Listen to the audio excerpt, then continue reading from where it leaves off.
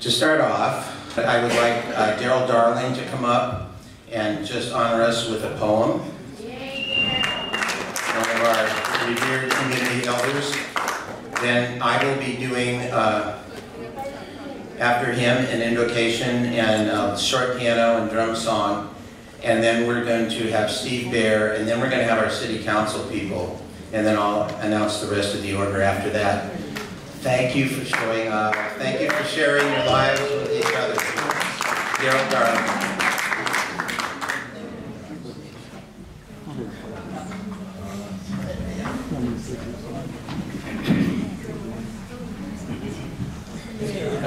The poem that I'm going to read is Winter Solstice. And I'll give you a couple of points of reference.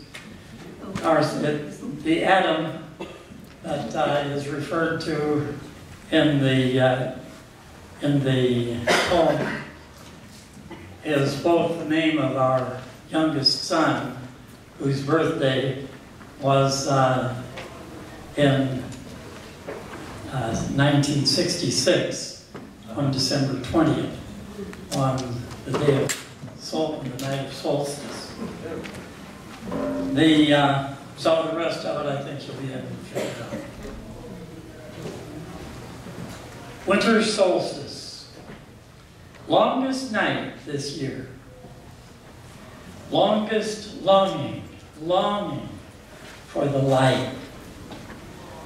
Longest morning before the dawn of day. Winter death wish. Darkest death draw near. Darkest drafts for final fight. Darkest dread eclipses hope's thin ray. Winter fetish. Find foul fascination, dear. Foul despair in endless night. Foul flaunting of the dark as lights betrayed. Winter eclipse prolongs the night of tears. Prolongs night's grip from sun's respite. Prolongs the festering dark from light's array. Winter avarice, hoarding cold careers, hoarding assets frozen tight, holding as though spring thaw could be delayed forever. Winter's dark myth permits night appear prevailing over waning light. Truth is, the night is stopped, has lost its sway. Winter's snow kiss, waking us from fear, waking wings for freedom's flight, waking, shaking from our roots the clay. Winter's pure gift, welcome, son of cheer, welcome, birth of soul's delight, welcome, Adam, brilliant radiance of May. Winter promise, Adam's laughter clear, Adam's birth in longest night, Adam's Christ, who dawns from dark the day.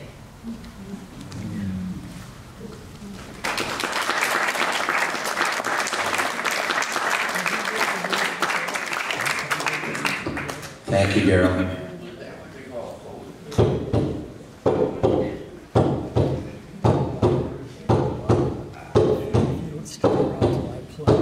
We live but a few moments, give or take 100 spins around the sun. Perfect love is all there is. We breathe together. Two hearts, one drum. Your tree dances in my gentle breeze. Your back warms in my sun. Perfect love is all there is. We breathe together, two hearts, one drum. This is so far beyond anything I know. This is so. This is where I am. This is where I want to go. This is so. My life turned upside down, sun below, earth above. It doesn't matter now where I am, where I go. Where I am is perfect love. We live but a few moments, give or take 100 spins around the sun. Perfect love is all there is. We breathe together, two hearts, one drum. Your tree dances in my gentle breeze. Your back warms in my sun. Perfect love is all there is. We breathe together, two hearts, one drum. Perfect love is where I am. All there is where I want to go. Perfect love is two hearts. All there is, one drum. This is perfect love. This is all there is. We breathe together, two hearts, one drum. We breathe, two hearts, one drum. Two hearts, one drum, one drum, one drum, one drum, one drum, one drum, one.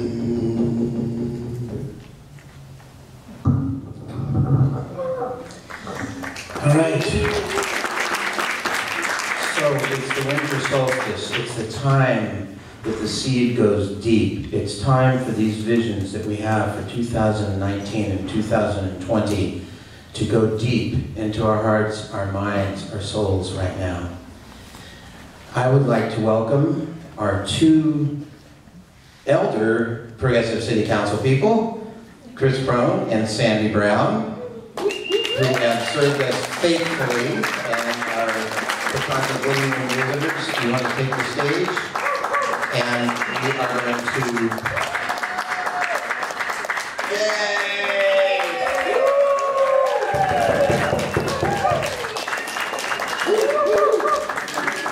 And...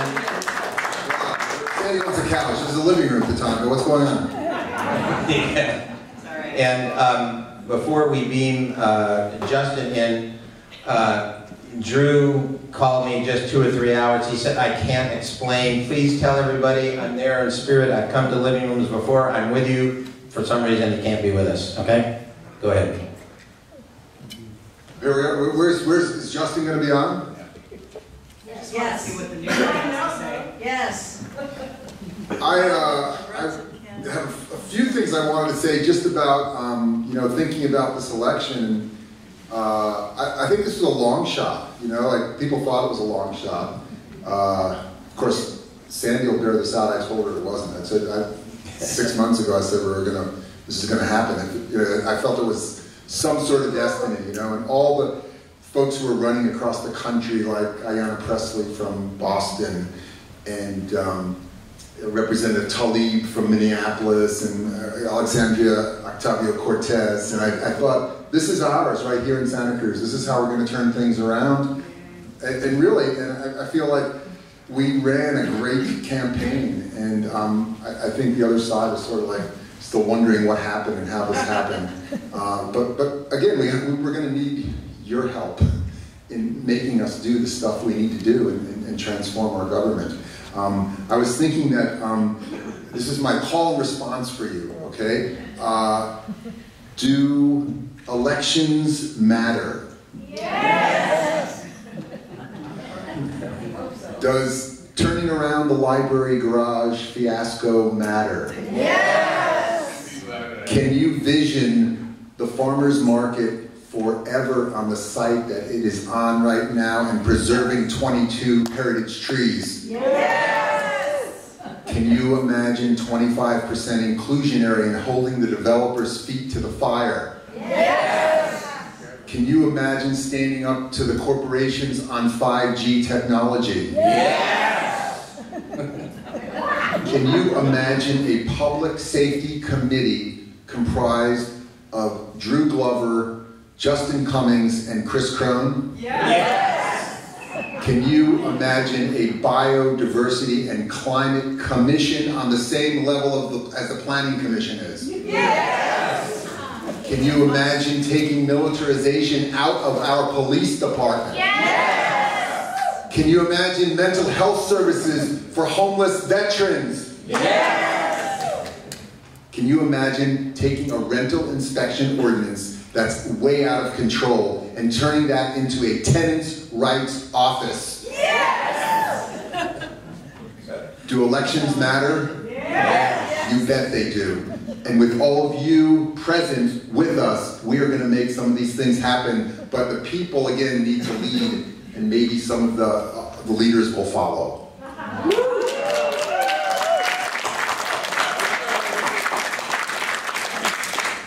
Keep us honest, have our backs, we're gonna need it. I'm gonna add to the call and just a few things that occurred to me on the call and response. Can you imagine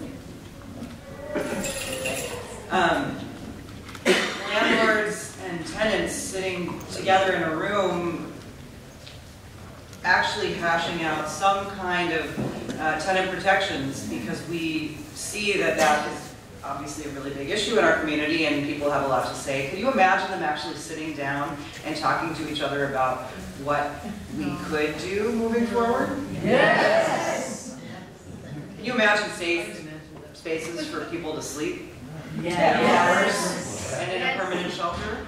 Yes! Can you imagine making it lawful, not just de jure, because now we have that de facto for people who have no unhoused people to sleep at night? Yes! Can you imagine being able to go to the bathroom downtown without buying something? I have more, but those were the big ones on my list. I wanted to make sure we covered here tonight.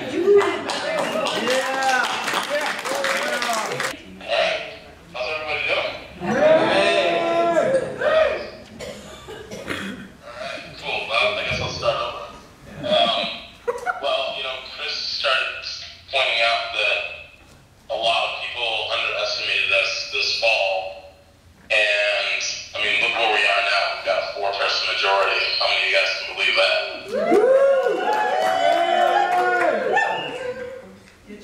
So yeah, we're in a position right now to make a lot of meaningful change in Santa Cruz. Lots of people have been getting displaced, a lot of working class people have been getting put out of their homes, and a lot of people have been yearning and wanting change in Santa Cruz. And a lot of people came out and voted this November and they spoke with their voices, and now we have to change. We need to see to get Santa Cruz moving forward in a positive, productive way that's going to help support a lot of our working class people in this town.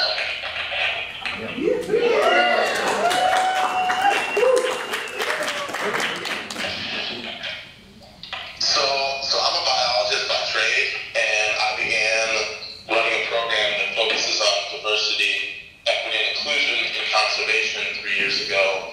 And those 3 things have been a major guiding force in my life because we are more effective if we include more perspectives and more voices, and we work towards making positive and meaningful change that works for everyone rather than just the few. Yes. We hear you. So I have ideas, and many of you have ideas, and if we want to make change happen, we have to work together. We don't have a choice on this. I wasn't elected, and Chris, myself, Sandy, Drew, the rest of the city council, we weren't elected to promote our own ideas. We were elected to work for you, and I was elected because I share your values, and I'm willing to fight for you and to be your voice. But that means I have to hear from you. So real quick, can I hear from everyone in this room? Do you want me to be your voice? Do you want Sandy and Drew to be your voice? Please. Do you want this city council to be your voice?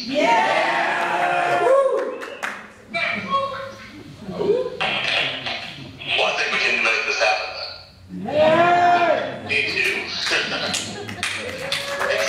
right. Thank you. The vision that I have is that we can share ideas with each other. We can begin to work on these ideas, and that many of you can create community groups and organizations. You can bring these ideas to us in a way that's succinct, and we can present these ideas and move these ideas forward. And with this momentum, some of the things that we can do is that we can protect the vulnerable working class populations in our city. We can decolonize our minds and institutional structures within our city. Yeah. We can work towards protecting and healing our environment. Yes. We can have a police force that serves and protects people rather than tries to push for mass incarceration. We can have a community, a society that's based on love and compassion, and we can make a community that's something that that represents all of us, rather than just the people who are the financially most well off. Yeah. Right. Thank you, Justin. That was great. Really appreciate it. People are applauding. That would be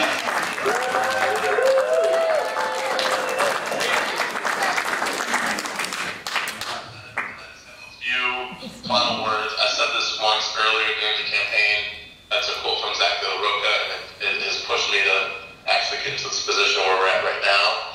And the quote is that it has to start somewhere. It has to start sometime. What better place than here? What better time than now? Right. So I want to thank you all, and I look forward to working with you all. And thank you for having me tonight.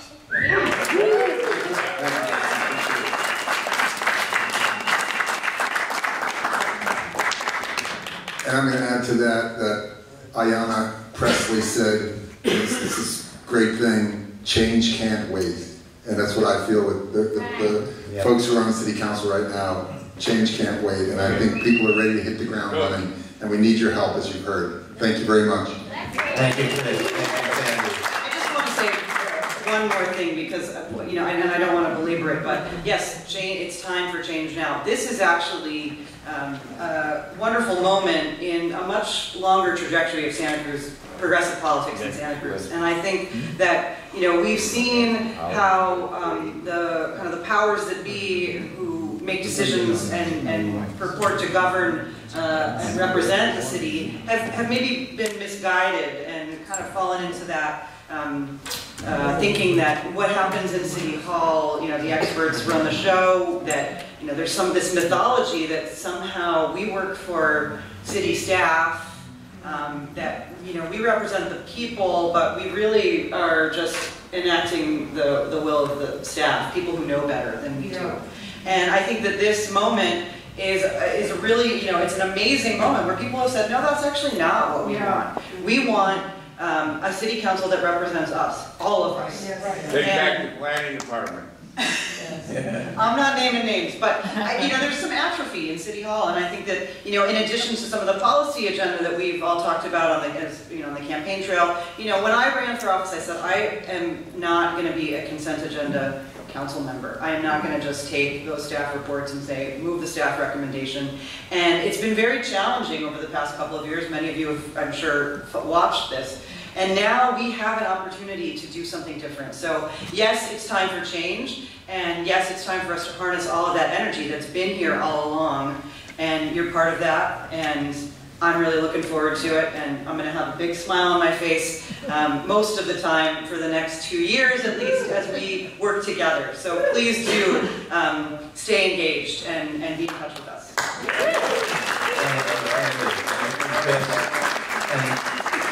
Thank you, Drew.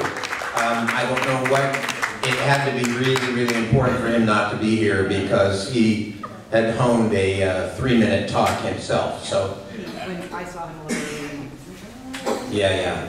Okay, so I'm going to play a short number while Steve Baer can get up to stage. He's the next on, and then after that is my favorite poet, Karen Lowenstein.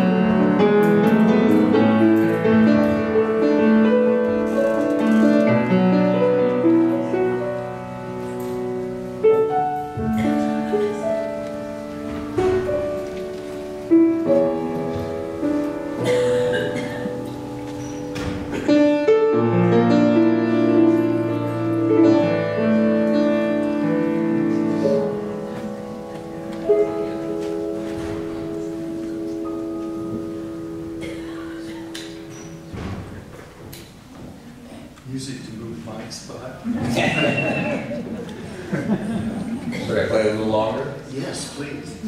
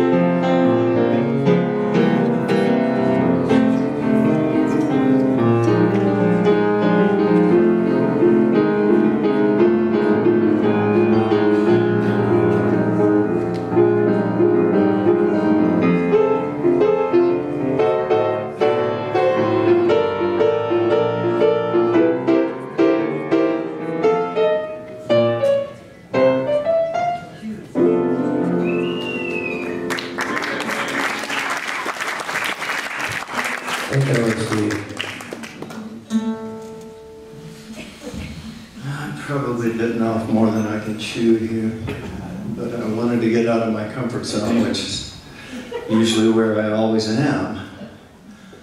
So I'm going to try and pick this tune, and I'm not sure why, but here goes.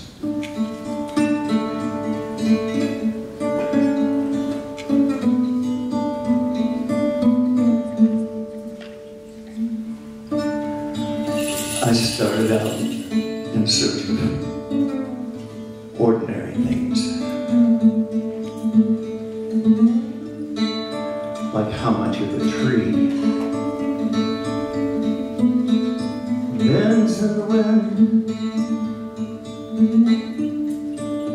I started telling a story without knowing the end.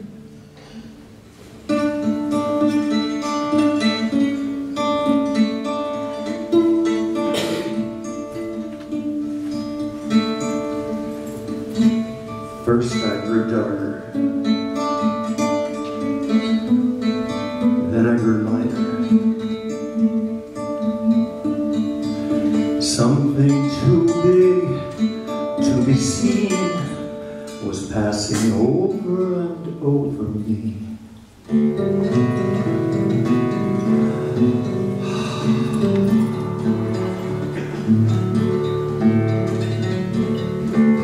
It seemed like a routine case at first.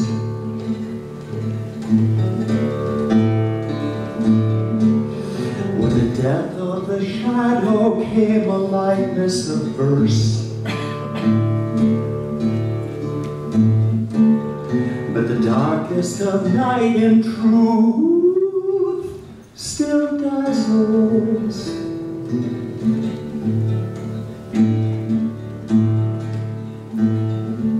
And I work myself until I'm frazzled.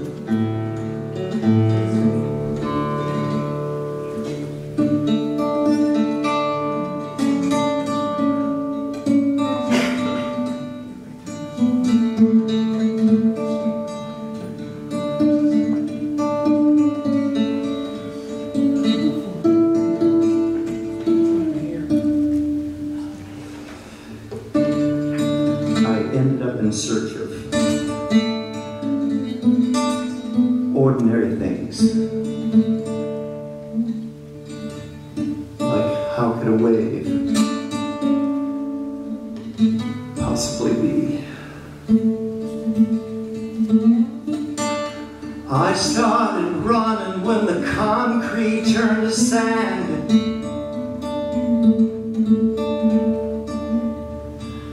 I started running when things didn't pan out as planned.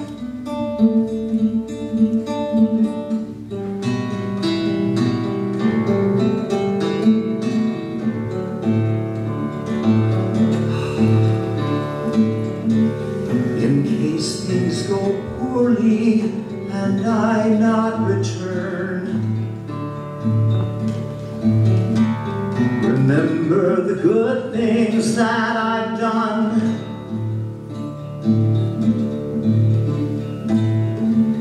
In case things go poorly and I not return, remember the good things I've done.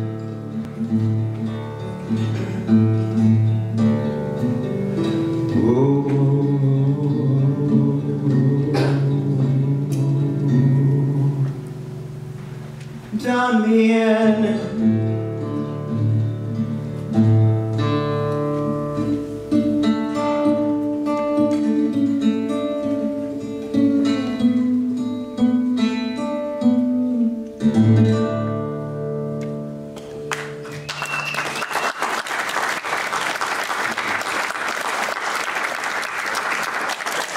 Thank you so much, Steve. I want to say that it's been a pleasure working with Steve as part of the Veterans for Peace, along with Rico Baker and Claire Joy and others. And we are envisioning working with this council on a number of things, because the veterans have a lot to contribute in this community. Steve, have you accepted as president yet? No. Has that happened? It's in the works. In the works. In the works that he may be the new president of? United Veterans Council, but... Yeah. We may have that Vets Memorial Building downtown, where we were there all day on Armistice Day, may possibly be open for a lot more community activities than have been in the past.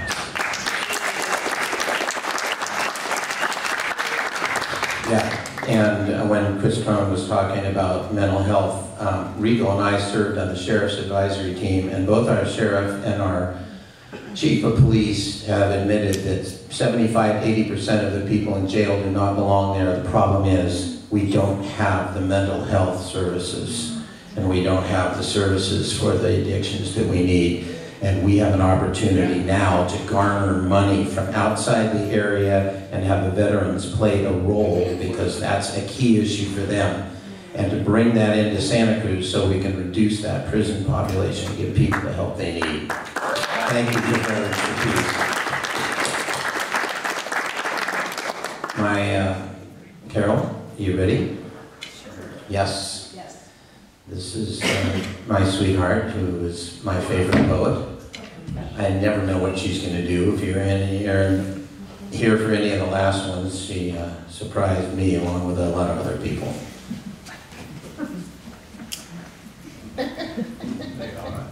How's this? Nice. I know I have a certain amount of time, so I'm going to do, and then I'll look over, and if I have more time, you can go, yes, okay? Cool. Well, some of you have never heard my stuff, so I thought I might, for those of you who've heard one of these, bear with me. All right? Thank you. Sweet inner life. Between two worlds I hover, cocooning in velvety warm sleepiness, memory mumbling into morning, wafting in the gentle quiet. Sweet inner life, life becoming dream, dream shape-shifting into memory. I linger around the edges of my dream softly in baby kitten fuzziness, hardly opening my eyes, stretching tender eye beams back to fading scenes, nesting in that cozy place a little more warmly, just a teeny more, sweet inner life. Day suggests itself, slipping in between the crevices of my cozy dream space.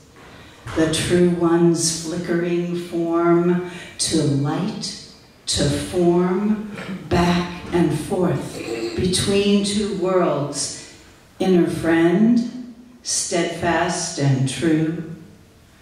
My heart smiles, forward, softly, expanding into sun and bird song, slowly, fully, breathing in the morning.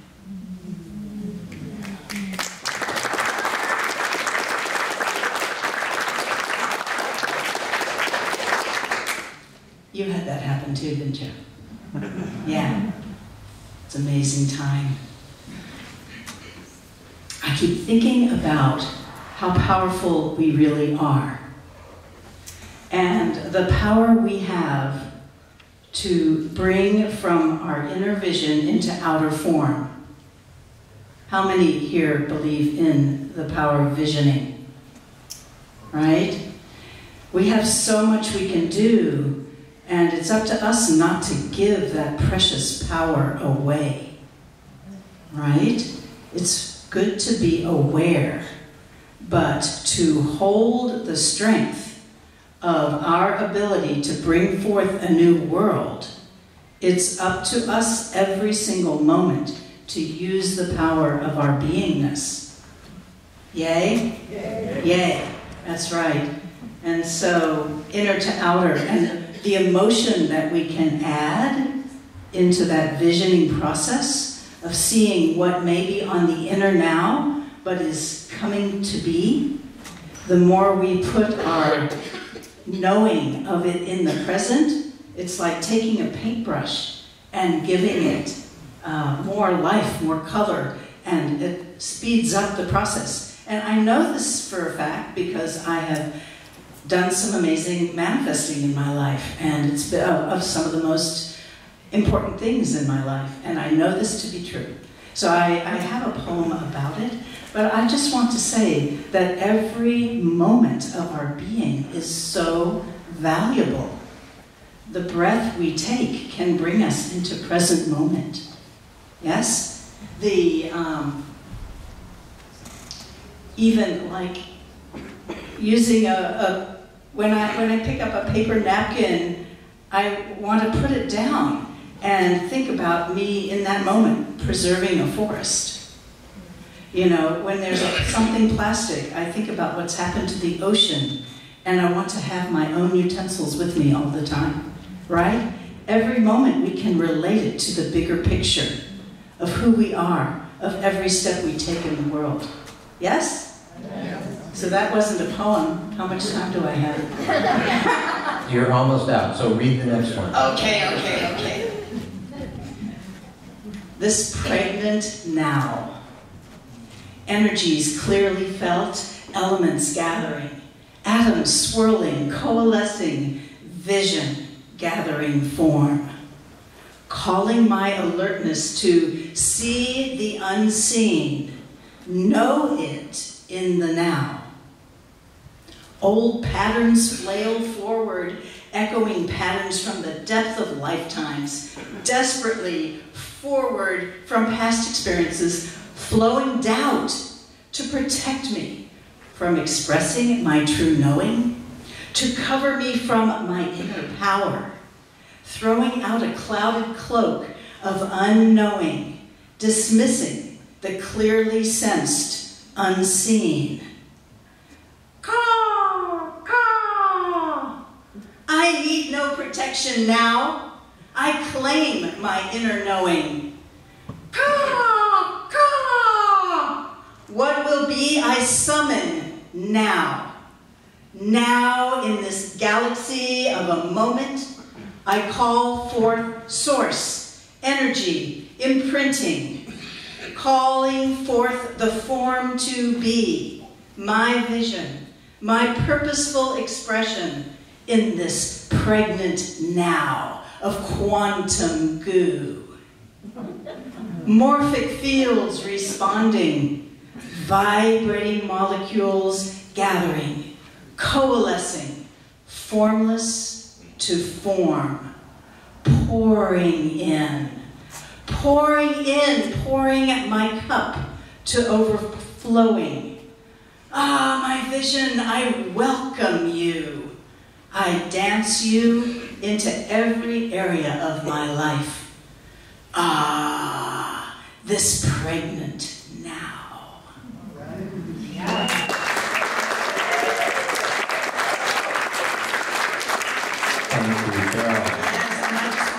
That is what is so for what we want to make happen here in the vision that we are going to be talking about tonight and that we already heard, and the one that allows us to step forth in the full expression of who we are at this very precious time.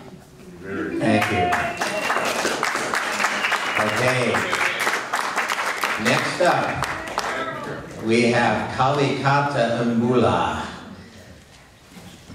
Kalikata, those of you that were here at the last living room will remember this man. The unfortunate thing is you can't see his art as you're looking at him, but if you go to Barrios Unidos, you can see it. If you go to the Galleria, you can see it. He has an amazing history in this town, and thank you for being here, Kali.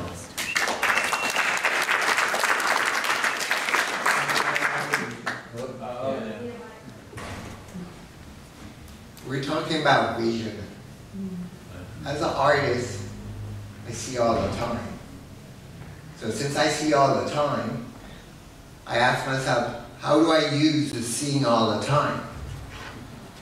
So guess what I do? I ask people to tell me their dream. And so I keep seeing it, and it has worked for 40 years in Santa Cruz. So I'm going to broaden this vision.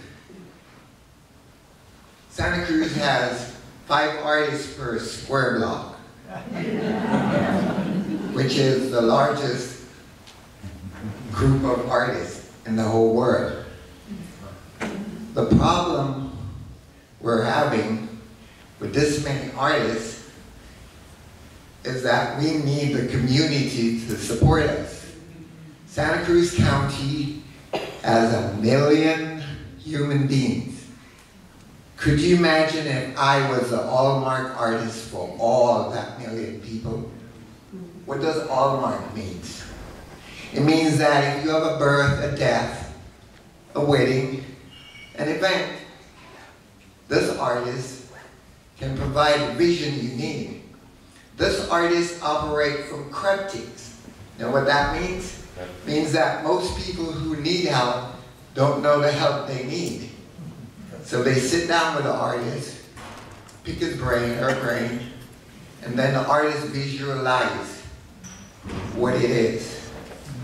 40 years in Santa Cruz, I'm speaking to the city council. You need a grants writer. There are more grants out for vets. 15,000 a month grants for vets. Home Depot goal is vets. Okay? So we need a grant writer that can look outside and get the funds. Also, we need the 5% rule where we get 5% of the tax to help out the artists. Woo. We need open space, but we have to make this open space belong to everybody. I'm living in a country with a motto that says, out of many one, but all I hear is tension, anguish, okay? Now, everybody you don't like was to leave this country, figure out what would happen. You wouldn't have any help or helpers. Like, picture this vision. An orange might cost $10 in the future because we don't have a vision of foreign workers. Okay? Figure it out. So we, the people, where it counts, must inform the people who are in charge on how to go about this vision. It's all out there.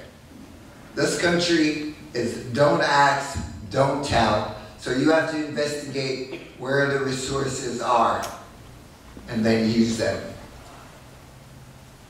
I'm a helper and I see everybody's dream coming true.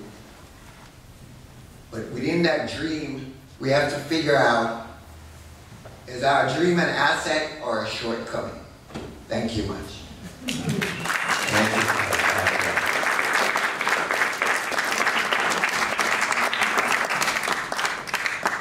Please check out his amazing sculpture and art.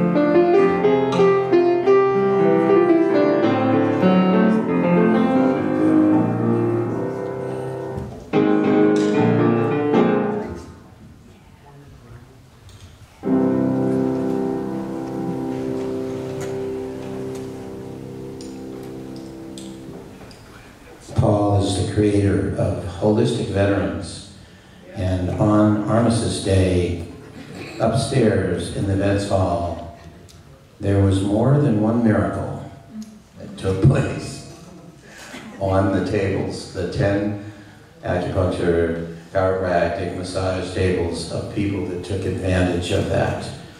And one of the ones that's most moving was a veteran who had a real healing and real reconciliation with brothers up there. So I honor the work that Paul does as a musician, as a healer, as an organizer. Welcome, Paul.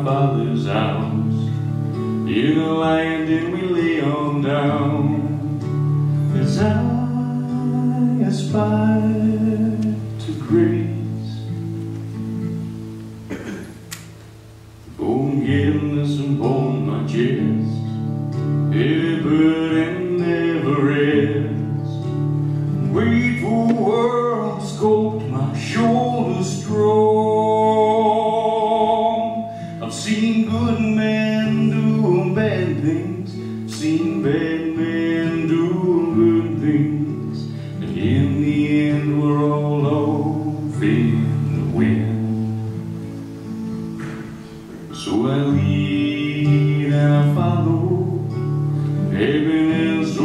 your sorrow. Anger has no place in our home. I'm burned in the chimney of hell. I'm drowned in a wishing well. And tear upon fear I fall. And now call to the mother, the one we feel thunder deep down in our bones. She sings, cry, child, now carry on. I hold my head up high as we stride into our kingdom come. Thy work will be done. Drummer, rumble, bum, bum. Again we all stand tall in the freedom. I'll be the guardian at the gate, ready to seal my fate, if it keeps you and yours from harm. I carry no light, no pistol, no glove, no whistle. I watch my words and tone, for it's the water that makes the flowers grow, not the lightning bolt. I'm desired above the stars, comfort you when times are hard, and I'll always be here when you call. Now fall into surrender, everything becomes clear. You're the light that pierces the dark.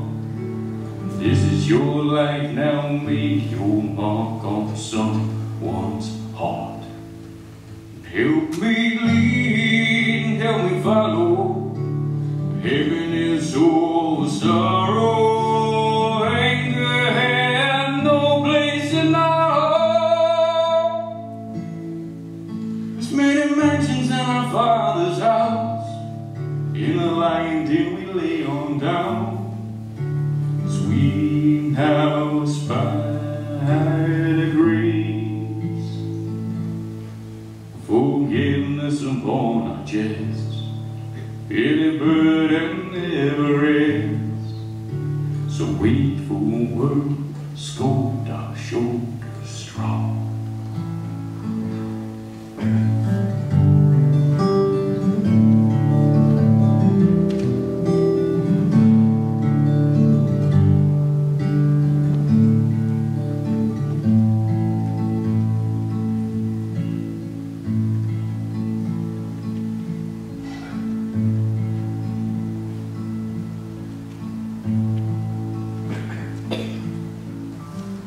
Fire on the mountain, smoke below, paradise in our hearts, together we move. Forward, forward into the sun.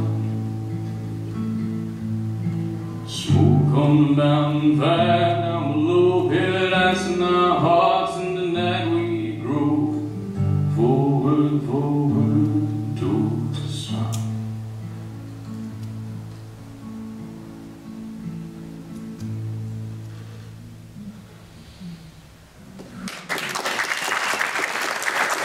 Thank you, Paul.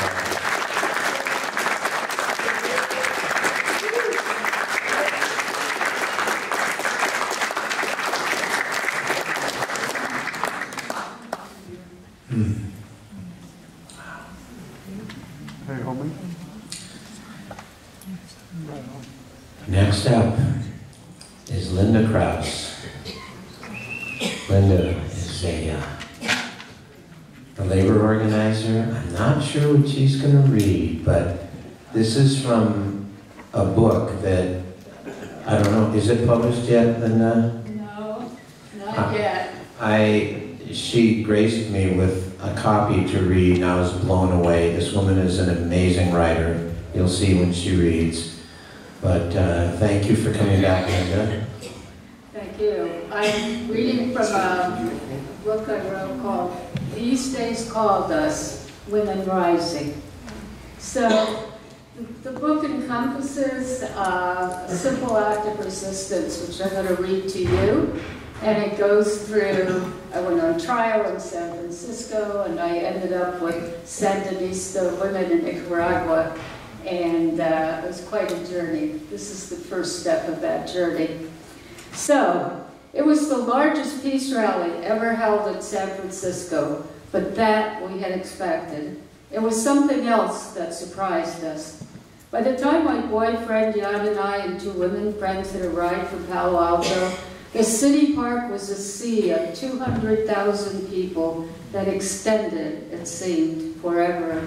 Those speaking were so far away you couldn't see them. You could just hear their electronic voices booming through the air. Inching our way into the crowd, we listened to the speaker and were jazzed. Someone was speaking whose heart was where our hearts were, against the illegal invasion of Vietnam, against napalm, flamethrowers, carpet bombing, and tiger cages, against the slaughter of, it turned out later, 3 million Southeast Asians in their own countries. Reminding us how beautiful life is, that day in San Francisco was warm with no fog, almost spring-like. The crowd was a blend of Vietnam vets, union workers, political groups and hippies, women with baby carriages, old and young, middle-class types, all so mellow. They were a counterpoint to the ugly violence we were protesting. After several speakers, though, our joyous feelings wore off. We began noticing that almost all the speakers were men. As male after male took the microphone, our anger grew. Where were all the women who had led this peace movement? Where were all the women who had done so much and who had risked so much? Why weren't they up there on the stage? We looked at each other. This we were not going to tolerate. We made a 3 musketeer hand clasp, one for all and all for one, and vowed that one of us women would reach the podium, take the microphone, seizing it if we must, and say how wrong this was. So the 3 of us headed out of the mission. I went to the left, one took the right, and the third took the middle. Now this was no easy thing to make your way through a crowd this size, so densely packed you had to squeeze by everyone, to a stage barely visible in the distance, but I did. And much to my surprise, another group had already seized not only the microphone, but the whole podium. Blocking the steps up to the stage was a young Chicano man. "What's going on?" I asked. He said Chicanos were disgusted. The speakers who were supposed to represent their community were just sleazebag politicians who could in no way speak for their community. So he nodded to the other young men lining the stairs above. They were blocking the stage in protest. No more sleazebag politicians would get up there. I told them I too was disgusted and wanted to take the microphone, and I told them why. In jeans and undershirt, a red bandana tied across his forehead, this tough-looking young man looked at me for a moment. He seemed to be thinking. My heart pounded as I prepared to argue as much as it took. Then, however, resolving whatever he had to resolve in his mind, he smiled, gave me the fist and said, "Right on, sister, going up," and cleared the way for me. So there I was. I had reached the top of the stage on stilts, about 1 story high, slowly swaying side to side. Then I noticed about 30 speakers lined up to give their talks. Oh my God, a quick calculation told me that if I went to the end of the line, I would be speaking around 8 at night. Our message would be lost. So taking a deep breath, I marched up to the back of the person at the microphone, and I stood there. My heart roared, but I had to do this. Then someone tapped me on the shoulder. I turned around and nearly died. Keep in mind, I'd always been passionate about civil rights, and here I had cut in front of the famous Dick Gregory, the civil rights and peace activist. "Young lady, I believe I'm the next speaker," he said. "No, I'm next," came out of my mouth. By now, I was looking at myself from above as if through a movie camera in an unbelievable film. "What's your name, young lady?" a friendly voice asked. A large man, clipboard in hand, had moved up to my side. My name is Linda. I've come out of the audience because you just don't have enough women speakers. This man in an Afro and African shirt looked down and studied the list of speakers on his clipboard. Finally, he looked up and smiled. Yes, you're right. You're next.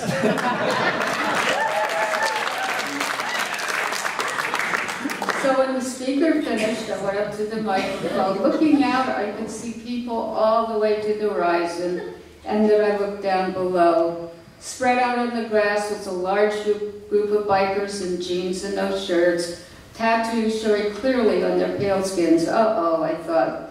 They may not like my message. They don't seem the feminist type. And then I began. I said that women had earned the right and blood to be up here in equal numbers, whether it was Angela Davis or the women in Vietnam who are defending their country, or women across the world fighting for social justice at the cost of their lives. Never again should we in the movement allow a peace rally with so few women speakers when women have done so much and shown so much courage. Frankly, I don't remember the rest. I said what I had to say. I was short and to the point, perhaps too short. When I turned to leave the microphone, the bikers jumped up and yelled, "Let her speak, let her speak." They thought I had been cut off. Just at that point, though, another musketeer reached the microphones and had her say. We did get our say that day, after all. As we rode the train back to Palo Alto that night, we didn't talk much. Besides the cheers and support of our sisters, it had been heartening to see the support of men. First there was Jan next to me, who was a brave and unabashed feminist. That took a lot of guts for a guy back then. Then there was the young Chicano who opened the stairs to the stage for me. And then there was the black man with the clipboard who said, "You're next." Later, I was told he was Cecil Williams, the famous pastor of Life Memorial Church in San Francisco. And then there were the bikers. Yes. As the train gently rocked us on our way home through the dark, we were lost in our satisfaction. We had surprised ourselves. We had done something big. We had left a small footprint on the world for all womankind. Yeah.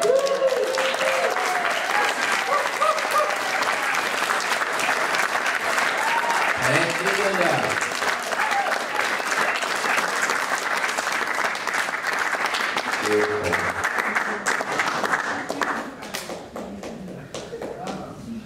The next speaker is a man dear to my heart. Old friend, old organizer friend. He was organizing UFW in Colorado when I was in California. We both worked the Amnesty. Amazing storyteller, amazing history. We also chose him to be the minister at our wedding. So he married Carol and me, and it is a supreme pleasure to introduce Magdaleno Rose Avila, better known as Leno. Take it away, Leno.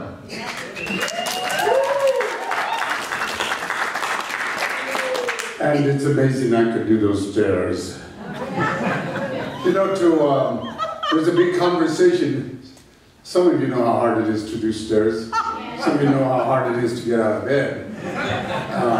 When I was younger, it's harder to get into bed, to get someone into bed with me. But now it's just about sleep. Unfortunately, my wife is here, so I can't tell too many lies.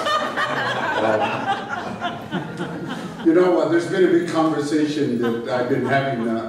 I'm a Mexican-American, most of my relatives are in Mexico, and they've been texting me, and they said, Leno, Magdaleno, you know, I have a lot of names, Leno, they said, we're finally coming to a consensus down here, some of us, that we need to build the wall.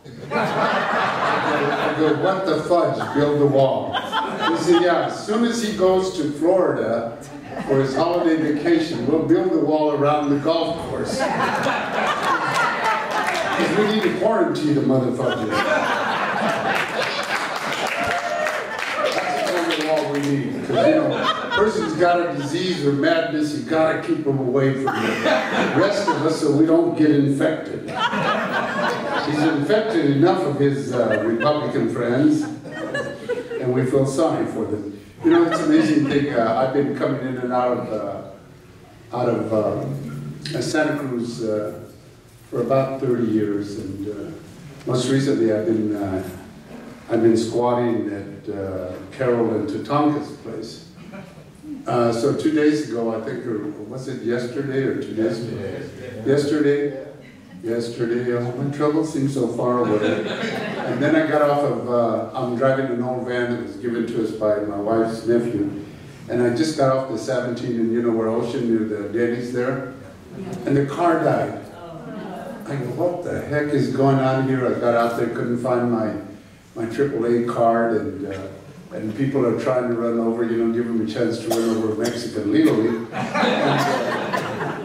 And finally, you know, I'm sitting out there, I don't know what to do, and Roberto, put your hand up here, Roberto.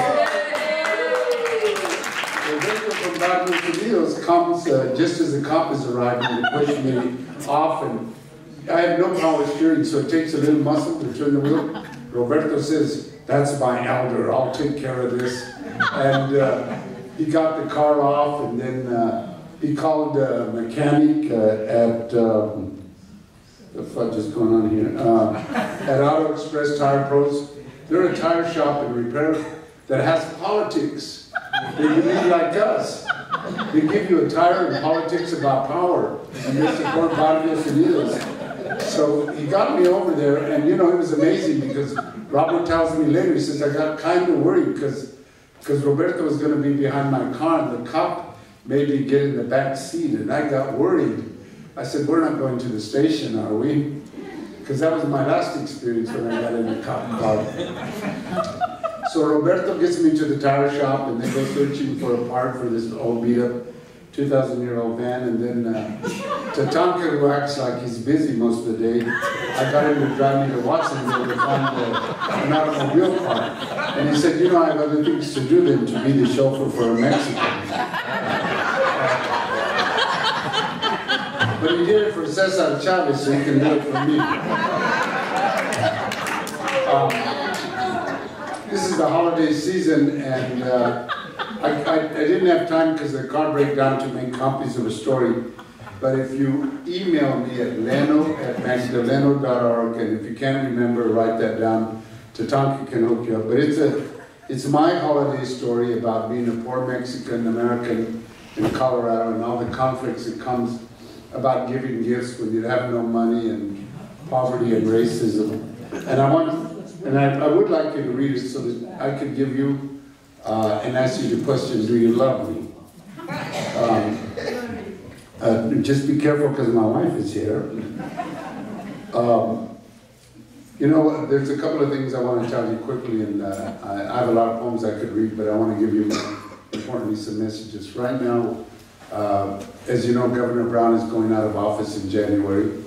We've been pressuring him very hard to commute sentences of people on death row. There's 741. I work for death penalty along with Mike Farrell and other people, and we think that he should do that. It's the worst punishment. We don't need it. It's wasteful money, and America and California is better than that. We know that he's going to commute a lot of people with the LWOP, life imprisonment without parole, but we also want him to do some commutations of people on death row. So we're going to ask you to call the governor, because he's going to announce it in the next 3 or 4 days, and say, consider the people on death row. We don't need to have that. His history is that he's been against the death penalty.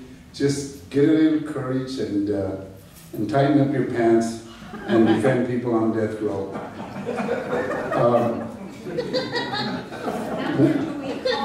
I'll get you the, send me the email and I'll get you the number.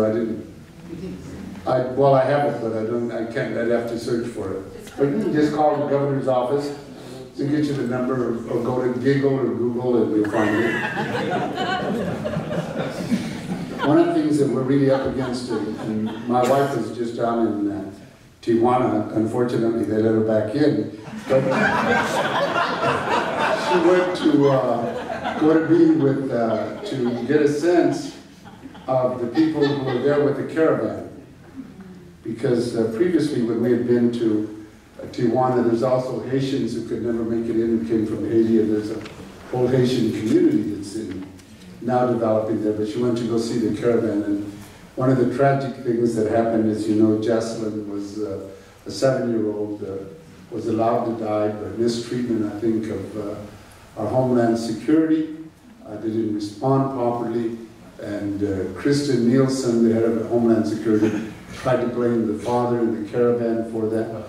It's one of the more tragic situations that I know of, and a shame on our country, shame on Homeland Security. Right. The bad part about it, besides her dying and the tragedy, and Carolyn and I both were Peace Corps directors in Guatemala, and we know the indigenous people there, the humble lives they have, the little bit of property they have to grow their corn and their squash, and they had to put that in hock to the coyote, so that they could get the money to come over. Now that the father's been arrested, that Jocelyn has died, they still have to pay the money, they're going to have that taken away.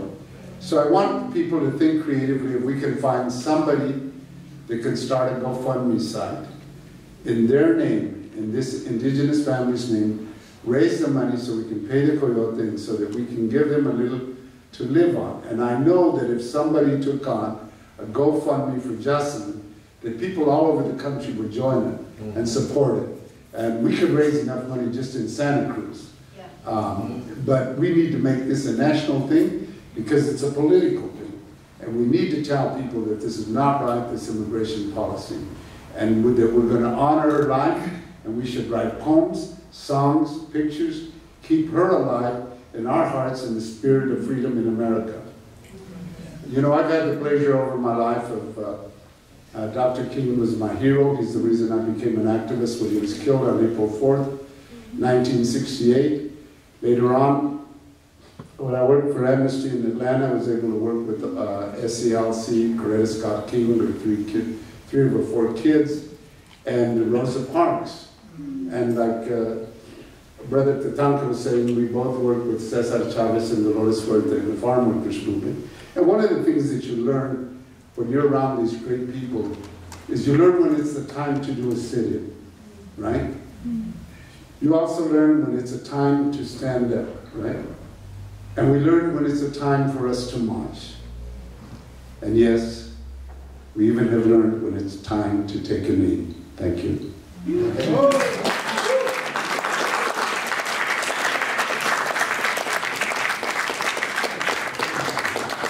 Thank you, Leno. You didn't come to shake my hand, you came to help me. Next up is Russ Boucher, and then Curtis Relaford. Yeah, we're going to keep the mics back, or else we get feedback the way this thing was set up here, so don't move them any more forward. Russ probably won't tell you himself, but all those gorgeous paintings in the community room where we ate, that's his work. And they are for sale, and they're a steal if you have some money. He may even have some prints. But I had no idea he had such an eye, and it's gorgeous, gorgeous work. And of course, his music is incomparable. So thank you for being with us, Russ. Well, yeah, thank you. Thanks for doing this.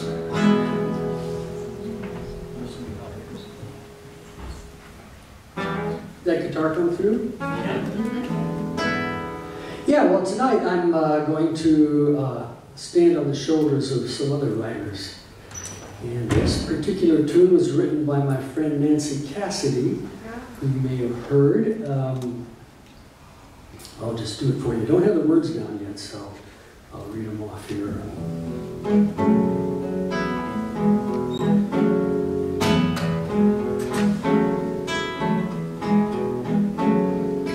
Your heart, your hands, your skin, your chin, your smile, your sighs, your beautiful eyes, your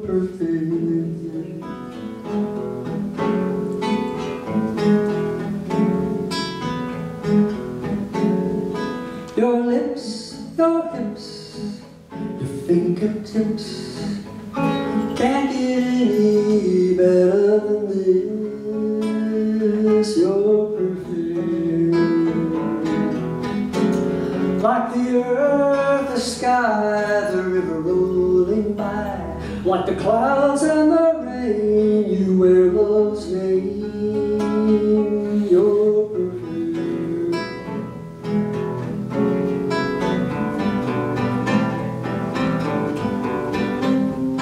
You're black, you're white, you're brown, you're red. You're Muslim, Jew, Buddhist, Christian, Hindu. You're perfect. From your nose to your toes, your shoes and your clothes. Like the earth, the sky, the river rolling by. Like the clouds and the rain, you wear love's name. You're perfect. Ooh, you're perfect.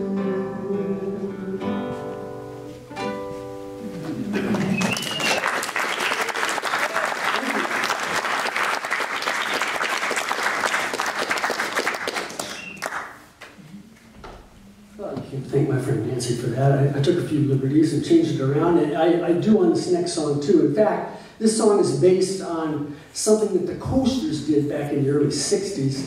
The song was called Little Egypt.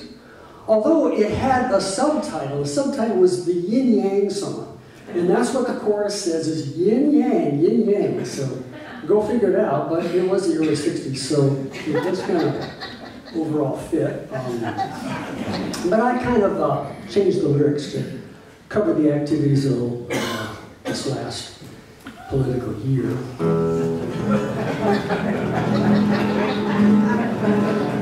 Step right up, folks.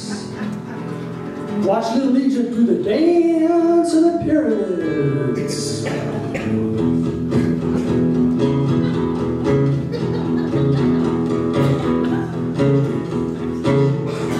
bought myself a ticket and I sat down in the very first row. Her name was Stormy Daniels. She started moving around real slow. She was doing stuff a country boy like we would never know. Singing, yeah, help me out,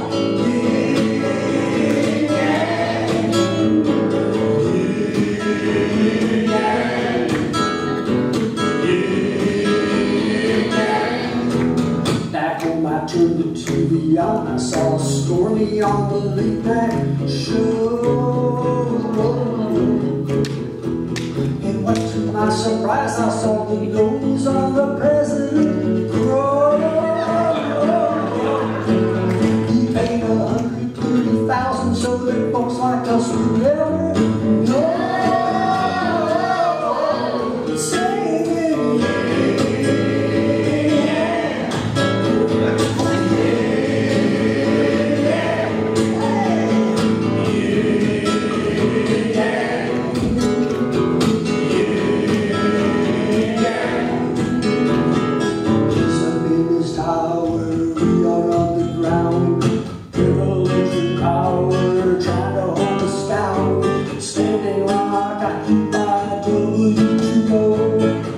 like the boy was just about to know.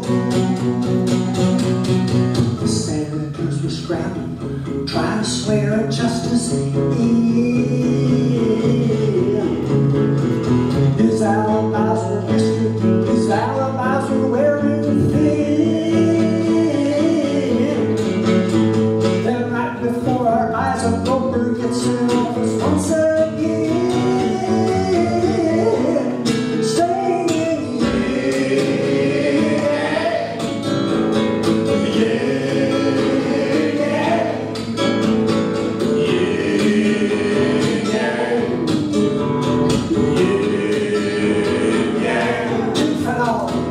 Yeah.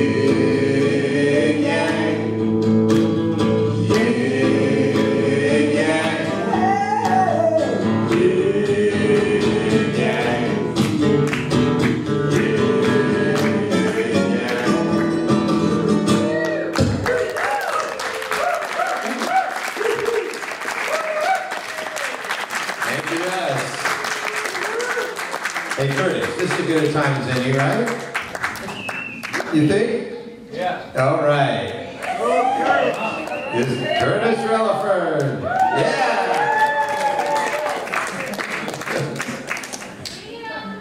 Going the wrong way, Curtis. I think he's setting something up. He's going to do something different tonight. Well, I were, but the music won't go. Oh. So due to the circumstances, I got something to say. Never at a loss. With what was going on here just now, listening to everybody talk, it really moved me and motivated me to tell you all about my journeys that I have been doing these last 13 years.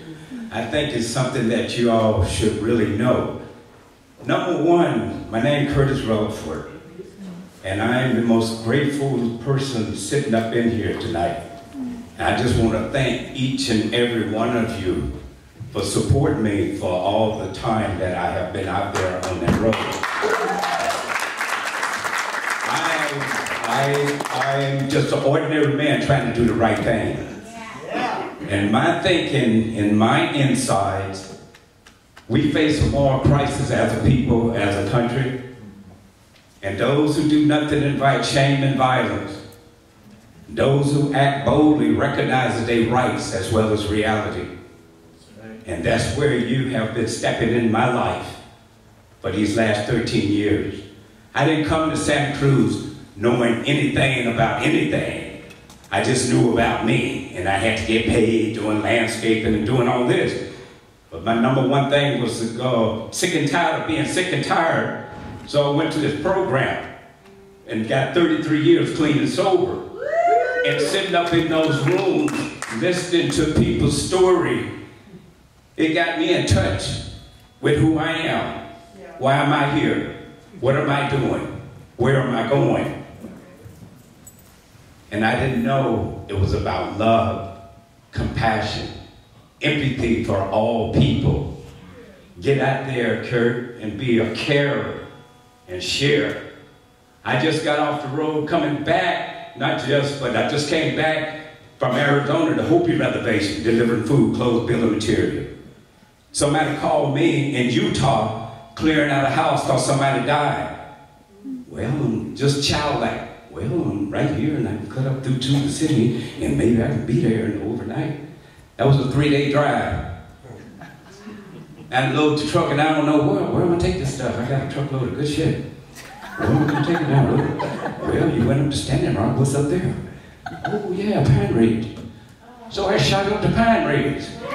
I thought it'd take a day. Should have took me 3 days to go up there and it's freezing.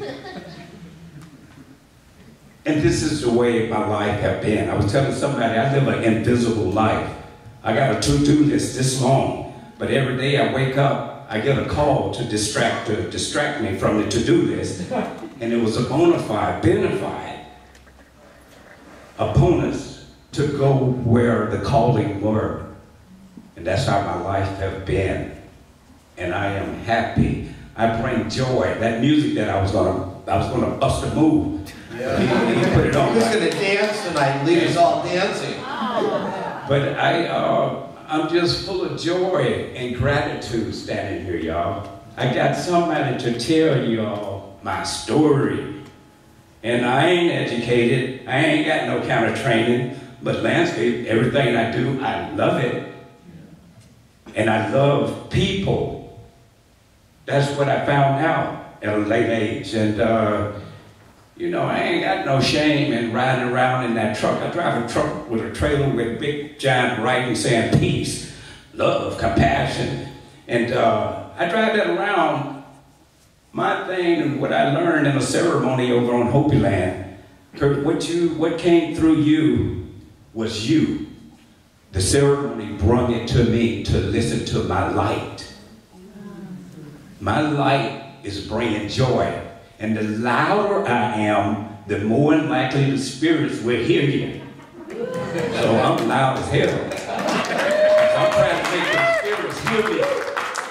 I'm trying to make them hear me. Because when I bring it to you, I'm dancing. I'm smiling. I've got my hands out. I'm being present with you when I talk to you. It's all about that, man. One day at a time. One person, one human at a time. Taking stuff to one person. I like to close it because they ain't giving me but 5 minutes to tell y'all 13 years of what I do. But I like to close it on this prayer that really makes me impact. My deepest fear is not that I'm inadequate. My deepest fear is I'm powerful beyond measure. It is my light, not my darkness, that most frighten me. And I ask myself, who am I to be brilliant, gorgeous, talented? Actually, who am I not to be? A child of God. And my playing small does not serve the world. There's nothing enlightening about freaking so other people won't feel insecure around me. We were all meant to shine, as children do. We was born to make manifest the glory of God that is within us. It's not just in some of us, it's in everyone. And as I let my own light shine, I consciously give other people permission to do the same. And as we all liberate our own fears, our presence automatically liberate others. Now, I thank y'all for listening. Thank you.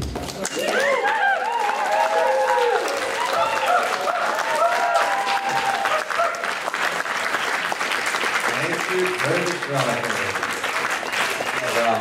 that is most appropriate opening for the next part of the show, which will be Danny Paul Nelson and Christina and Robert Perala to bring music before Danny Sheehan and Sarah Nelson talk about casting a vision for the next 2 years. And what Curtis had to say is the heart of it. The heart of it. Thank you, Curtis. Isn't this a great living room? Isn't it fun? I'm getting inspired, man.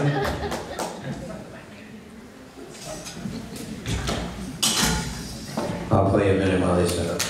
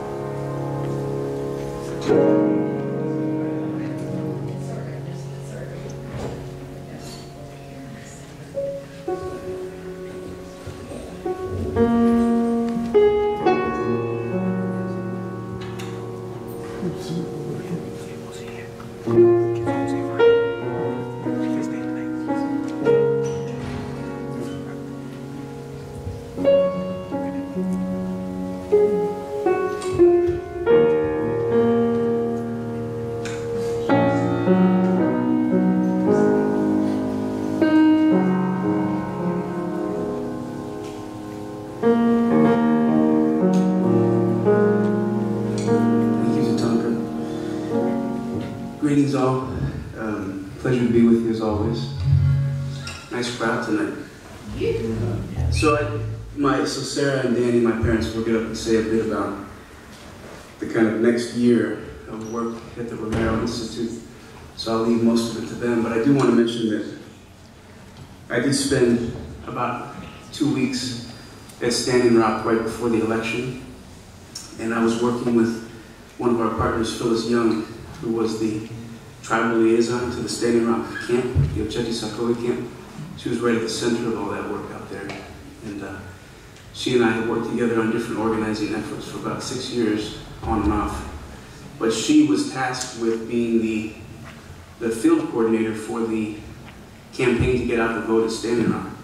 Probably many of you kind of saw some of the news about the vote suppression law that passed in North Dakota. The Supreme Court actually allowed a law to go through about a month before the election that required tribal IDs to vote throughout the state.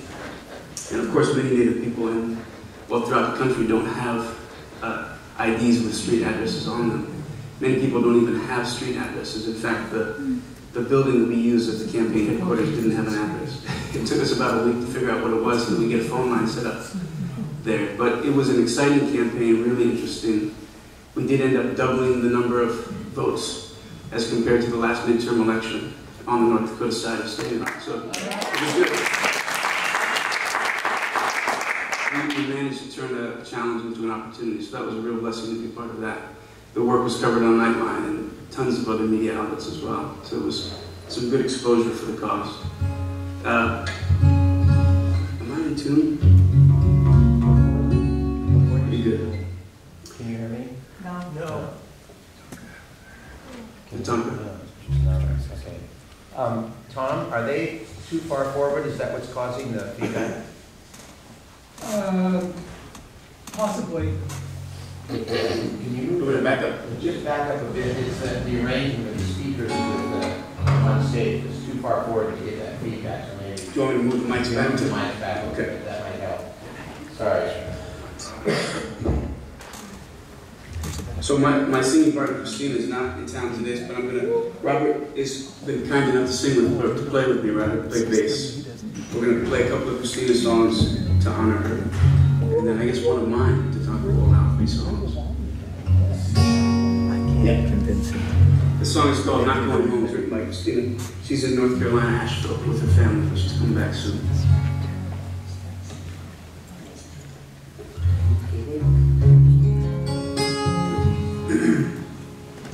I left my baby on the east side, headed out west for a new life. When I crossed that great divide, I couldn't go home this time. Through the valleys and the canyon trails, over waves of green and gray I sail. I don't care if I might fail, I'm not going home this time. Home this time, this time. No, I'm not going home this time. I'm not going home this time. Is it feedback? Is that what that is? Feedback? You guys alright? Love turns to fear, fear turns to rage. The story falls apart page by page. I'm not ashamed of what's in my mind. I'm not going home this time. Home this time, this time. No, I'm not going home this time. I'm not going home this time. This isn't what you wanted me to do. And I never thought that I was leaving you. I wish that I'd feel how hard I tried. But I'm not going home this time. Someday, baby, when the world has turned, the bridges we crossed, they all have burned. The trouble I've caused will go out with the tide. But I'm not going home this time. Home this time, this time. No, I'm not going home this time. I'm not going home this time. No, I'm not going home this time.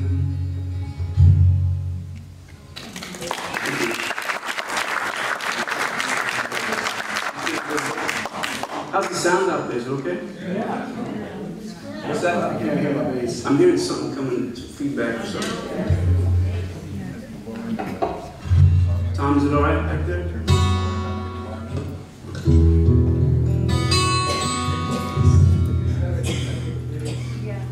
What's that? There's no bass?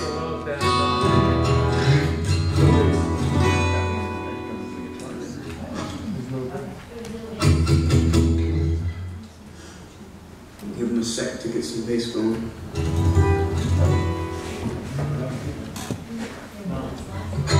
So everybody heard about the Green New Deal? Yeah. Alexandria Ocasio-Cortez? Yeah.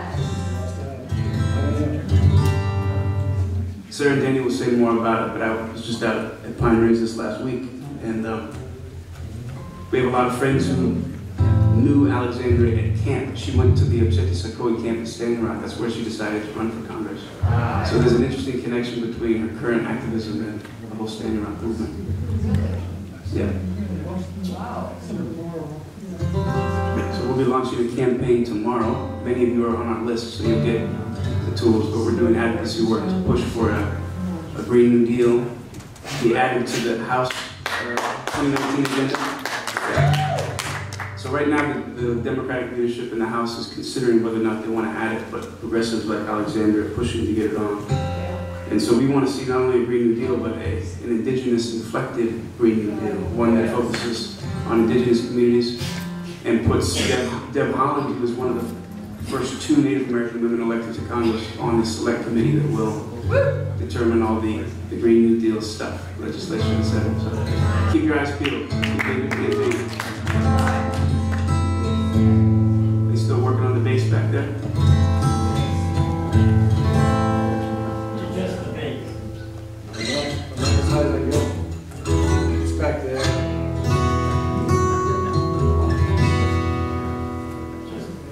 Chris, if I'm looking for break on the bass, you're on channel 9. Channel 9. Yeah. You remember channel 9, Twilight Zone, Life of Sons, Father Knows Best. Wait. Bring it up a bit. If I can hear it, then it'll make him sound that much better. And it's really great and conserves it. Is that right? Yes. That's right. Okay. Good.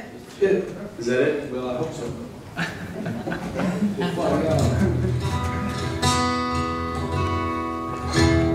You never really fall out of love. You never get over that stuff.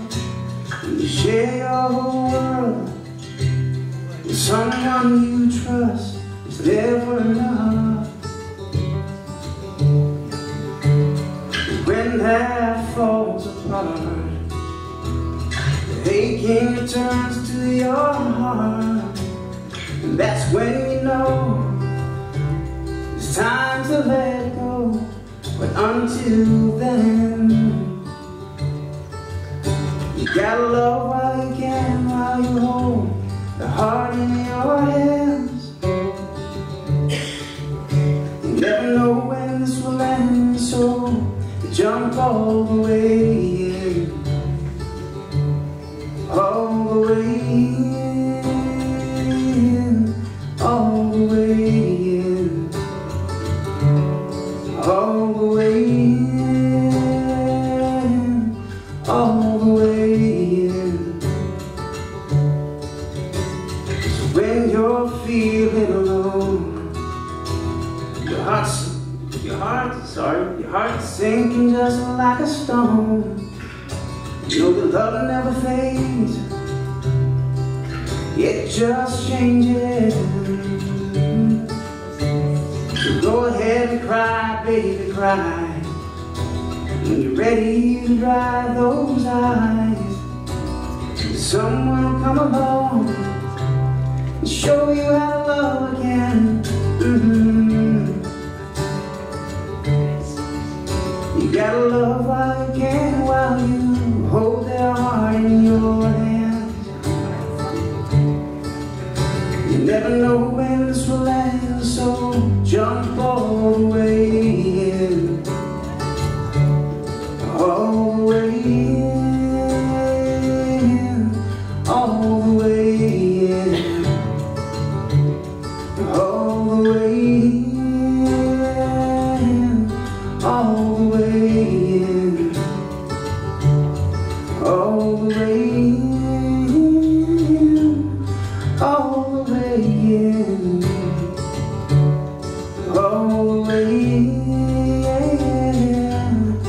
all the way in.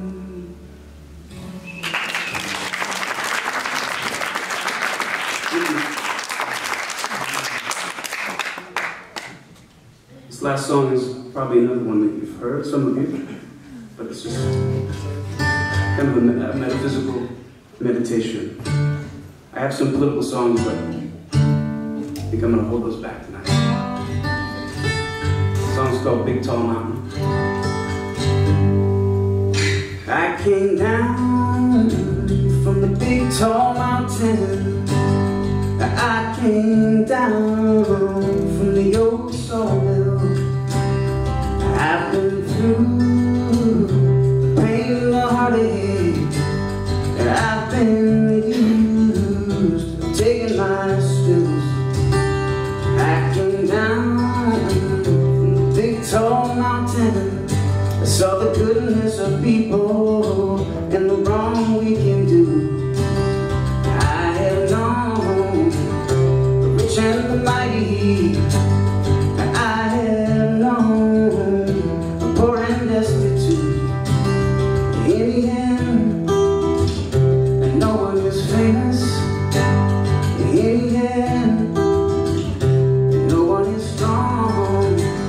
In the end, we're all blameless. In the end, we can do no wrong. I came down from the big tall mountain. I saw a shadow as thick as oil. It's gonna burn as hard as ever, and as it smokes, whoa, I won't recoil. You can't give up, no, on the world you're given.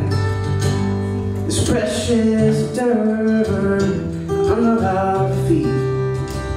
Yeah, sometimes it all seems crazy, but in the end, we know it's sweet. In the end, no one is famous. In the end, no one is strong.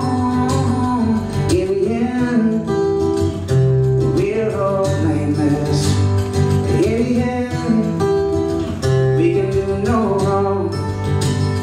Do no wrong. Do no wrong. We can do no wrong. I came down from the big tall mountain. I saw nature's teeth, all white as snow. I looked up, saw the big sky shining. Yeah, there's love beneath it all. This I know. Thank you.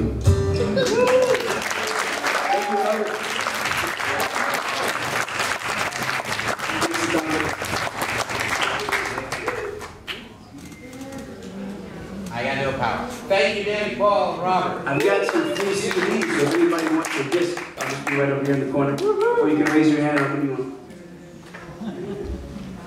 Okay, we're heading into the home stretch. I'd like to introduce Andy Sheehan and Sarah Paul Nelson of the Romero Institute.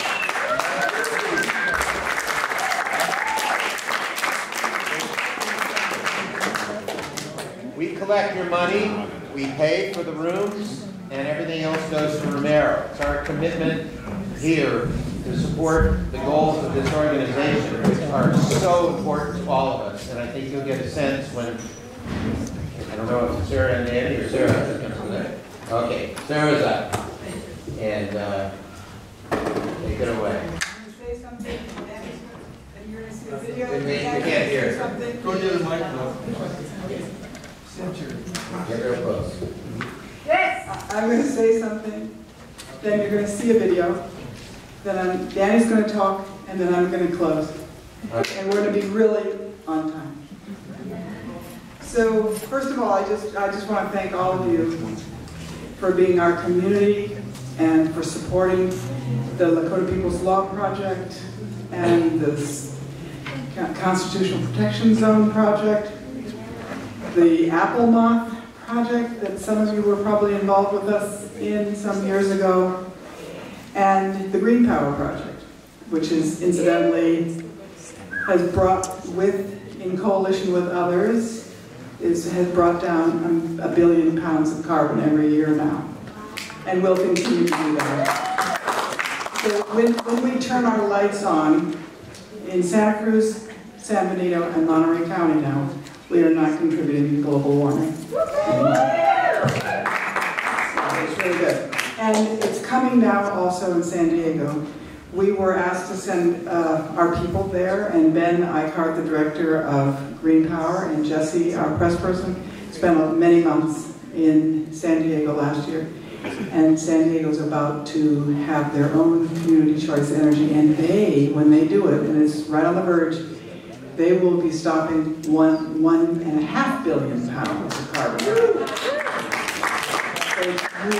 it's really good. I just want us all to take a breath,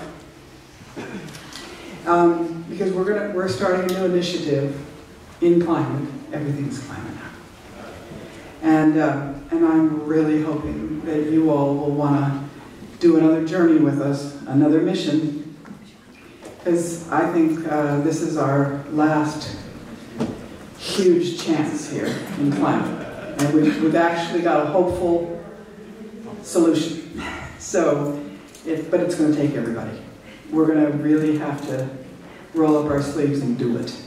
So, for the moment, I just want you to be centered and listen to this beautiful human being, 15-year-old Gerta from Sweden. Gerta, speak on behalf of the millennial generation. We are going to end today with the words of 15-year-old Swedish climate activist Greta Thunberg, who addressed the UN plenary session last night. My name is Greta Thunberg. I am 15 years old and I'm from Sweden. I speak on behalf of climate justice now. Many people say that Sweden is just a small country and it doesn't matter what we do. But I've learned that you are never too small to make a difference. And if a few children can get headlines all over the world just by not going to school, then imagine what we could all do together if we really wanted to. But to do that, we have to speak clearly, no matter how uncomfortable that may be.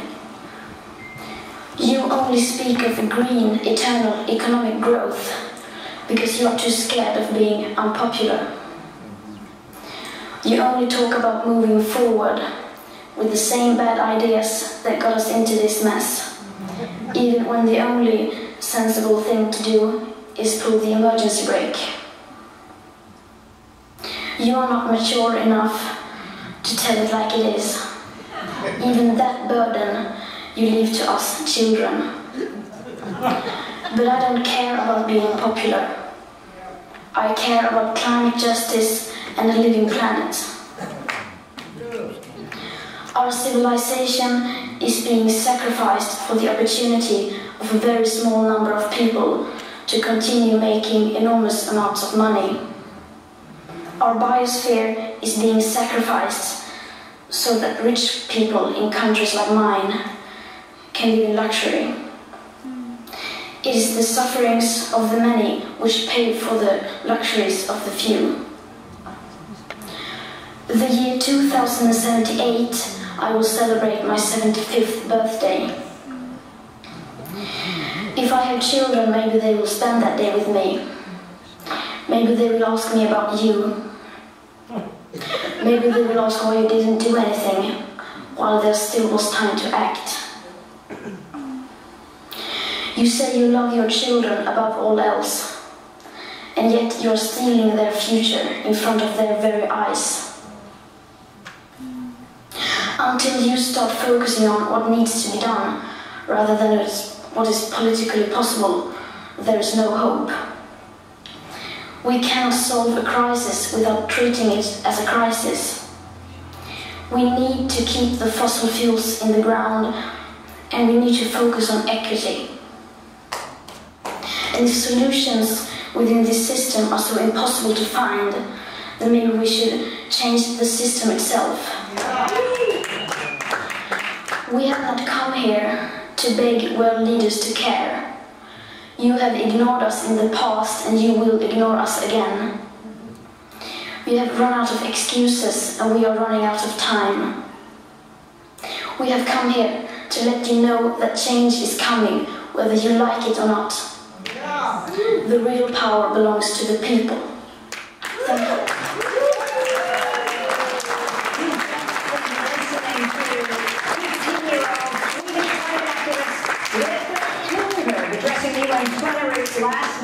She has called for a global school strike on Friday. That does it for our show. A very special thanks to Democracy Now's Mike Burke and John Hamilton and Sam Alcoff and Libby Rainey. I'm Amy Goodman. Thanks so much for joining us.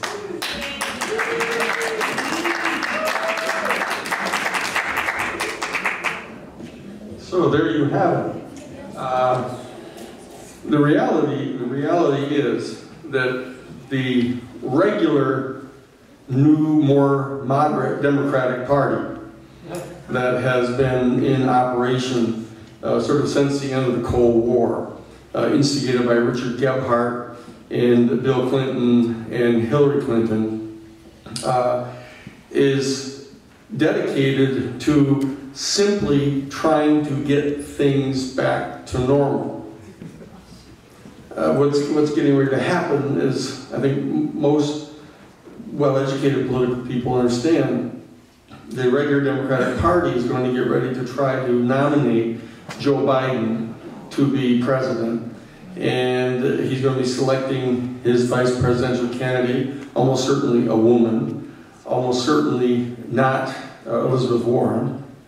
And that the bumper sticker campaign is going to be, let's get back to normal. As Greta has just talked to you, that back to normal is not going to help. The reality is that the regular Democratic Party, with Joe Biden and the leadership now with Nancy and with Steny Hoyer and the others, that they're not even willing to impeach Donald Trump.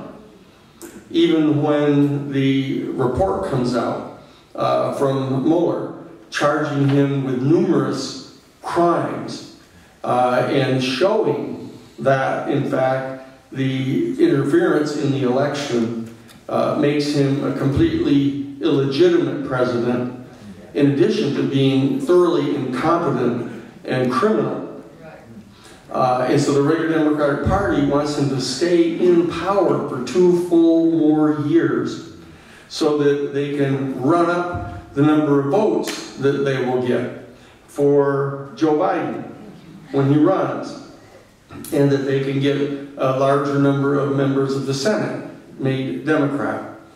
And at that point in time, there is a plan afoot right now by the liberals in the party and some of the progressives, that what they want to do is they want to start a 2-year process by means of which they're going to put forth legislation for a Green New Deal that wouldn't even come on to the Congress until the beginning of 2001.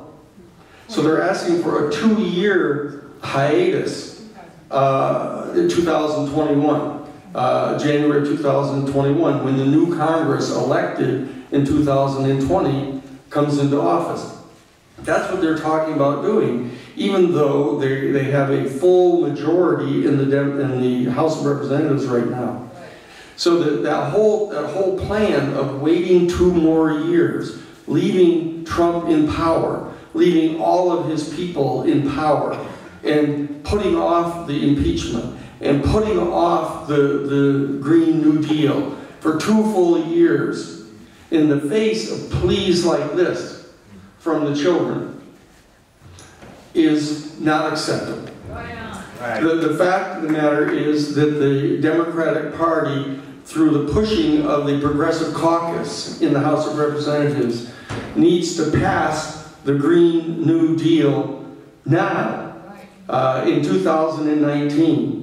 They've got to put together the Special Select Committee to draft the legislation, to do so rapidly, put it in front of the full House rapidly, get it passed by the House of Representatives, and confront the Senate under the control of the Republicans with the Green New Deal in detail. And not a Green New Deal that puts off eliminating global climate change until 2050. Not putting off, limiting it, beginning over this long process of allowing people to be killed all over the world, and massive storms be generated, and hurricanes and fires burning our state down. This 2 years is too long. 2 years is too long to wait. Too long to wait to impeach Donald Trump. Too long to wait for a Green New Deal. Too long for the children like Greta. And the fact of the matter is, there are a significant number of Democrats in the House of Representatives now in districts where they, over the last 8 to 10 years, have won by 15 to 20 points in those districts. And they still have representatives who vote for liberal policies less than 55% of the time. Those people have to be replaced by progressives. They need to be replaced by progressive women, in most instances, who are going to vote for the Green New Deal now. That's what has to happen. Listen to Greta. 2 years is too long. And that's the process that we're going to be participating in, I think, here in Santa Cruz, to try to get the Green New Deal passed into law here in California now.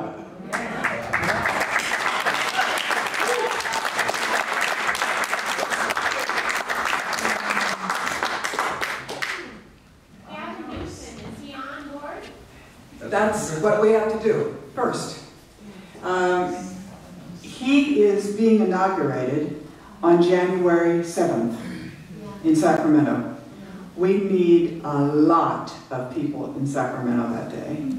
And the goal is, after his inauguration, to either be already over there or to quickly be in his office with, ideally, as many hundred people as we can put together. I mean, a lot of people. There were just 1,000 young people that were in the offices of the House of Representatives in Washington, D.C.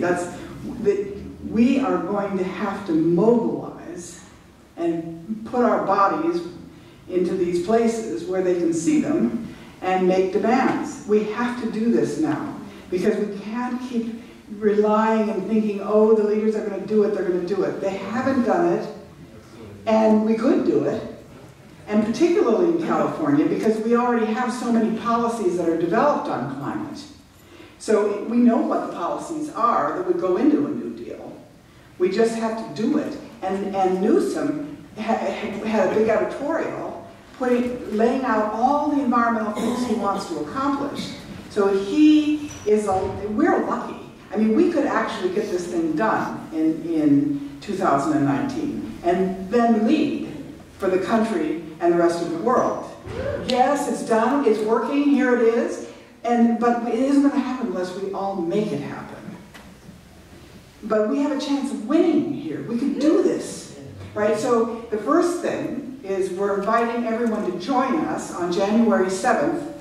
You know, figure out how many people can go in your car, and let's get this organized. Amtrak goes from San Jose, the Dearden stop, which the 17 bus takes us to. You take the Capitol Corridor, one train, all the way to Sacramento, and then you take cabs together. We don't have to be in our automobiles and putting the emissions out. Take the Amtrak, it's a clear shot. We can sing and read on our way to Sacramento. So the sign-up sheets are circulating. So even if you're already on our list, please sign up if you're interested in this. This is just the first step. We're going to have to do things. We're going to have to mobilize. We can do it. So let's do it. Woo. Yeah. Thank you, Sarah. Thank you, Danny. Let's do it, hey? Yeah. January 7th, that's what? Less than 3 weeks, right? Yeah. We can do this. Okay. Will. Signs, are we going to make signs and things? Oh, that's right. We need to do that. That's right. Before the 7th. Yes. So we'll send out an email to everybody on flyers. What it means. Yes. All right. We've invited Willow Katz back for a poem reading, followed by Jim Kelly and Isaac Collins. Thank you, Willow. Thank you, Tatanka. Okay, I'm going to read 3 poems by Roberto Clemente Little Bear Fuentes Sr. I want to show you a picture of Roberto with his daughter Lisa. I don't know if you can see it back there. Roberto was a California prisoner hunger striker, jailhouse lawyer, and award-winning poet. He spent about 23 years in solitary confinement in California state prisons. He was put in solitary for speaking Nahuatl, the indigenous language of his ancestors and relatives. The California Department of Corrections gave Roberto hepatitis C medicine that they knew caused liver cancer, and for years denied him medical care. When CDC finally diagnosed him with liver cancer, he had only less than 6 months left to live. His sister, my dear friend Cynthia Fuentes, petitioned and organized for compassionate release, for him to live and die with his family outside prison. CDC cruelly denied compassionate release, and Roberto died in prison 2 months short of his 56th birthday on September 19, 2014. Roberto Clemente Fuentes Sr., presente.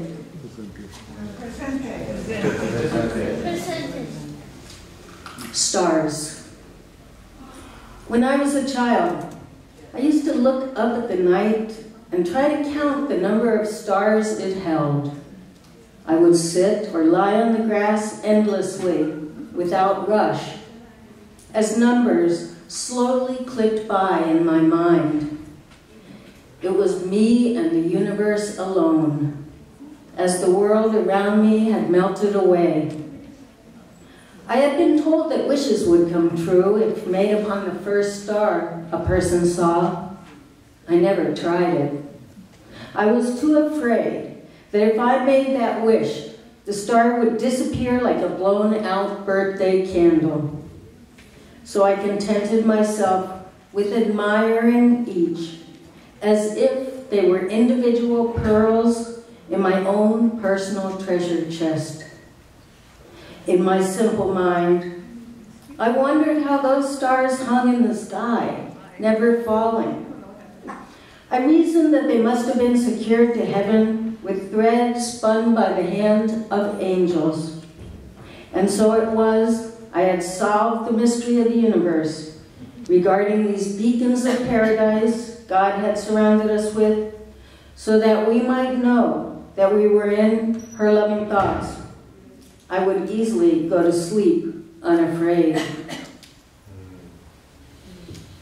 The Times of Myself by Roberto Clemente Fuentes Sr. I have discovered that all the things of who I am are scribed between the light of sun and stars by the pen of shadows. As the silence I once was has forever disappeared into the voice of thunder, turning myself into a simple breath of time, a link of heartbeats, a line of dreams and thoughts unbroken, growing with every passing instant until calloused hands of past and eternity stretch my length into the fingerprint of a memory. Realization. Today, I awake thinking of the places I had been in life, of where I was at that moment, and of where I had yet to go. And in so doing, I came to the realization that I had not only accomplished the impossible, but yet was still filled with so many more unfinished possibilities of things I prayed were still yet to be.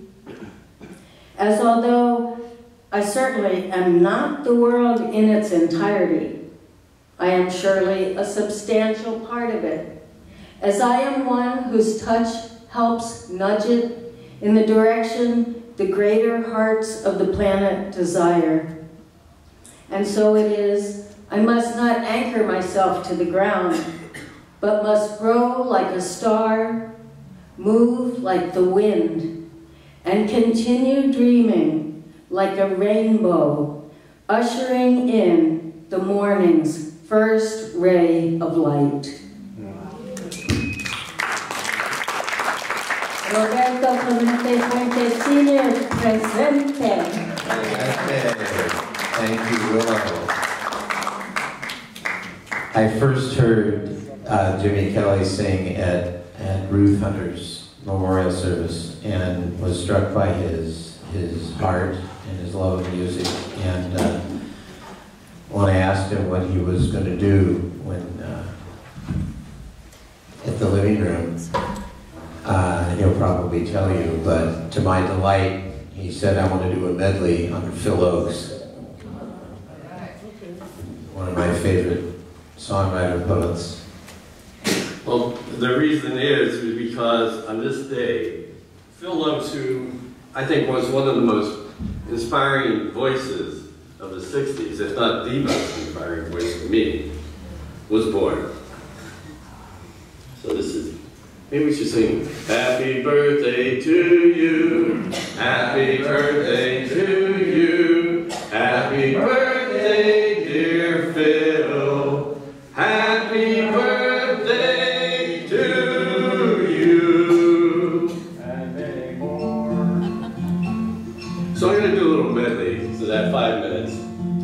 So I'll just take a couple verses of some songs that I like of his. He's an incredible musician. Thank you for being here. Sit by my side, come as close as the air, share in the memories of gray, and wander in my words, and dream about the pictures that I played of changes. And he also gave us a history lesson. Well, I marched to the Battle of New Orleans at the end of the early British War. When the young men started growing, the young blood started flowing, but I ain't marching anymore. 'Cause I stole California from the Mexican land, and I fought in a bloody civil war, got the civil fight. I even killed my brothers and those many others, and I ain't marching anymore. Always young, lead us to the war. Always the young who fall. Look at what we won from a saber and a gun. Tell me, was it worth it all? And he even did a left-wing Christmas song.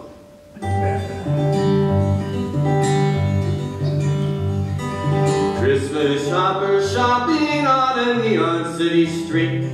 Another Christmas dollar for another Christmas tree. Satin on the pretty dolls that make the children glow. And a boy is walking ragged in a cold Kentucky snow.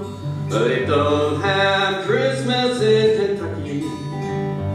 There's no holly on West Virginia door. And the trees don't twinkle when you're hungry. And jingle bells don't jingle when you're poor. So let's drink a toast to Congress and a toast to Santa Claus. And a toast to all the speeches that bring the loud applause. Not enough to give, no, there is not enough to share. So let's drown the sounds of sorrow with a hearty Christmas cheer. No, they don't have Christmas in Kentucky. There's no holly on West Virginia door. For the trees don't twinkle when you're hungry. And jingle bells don't jingle anymore. Have a merry, merry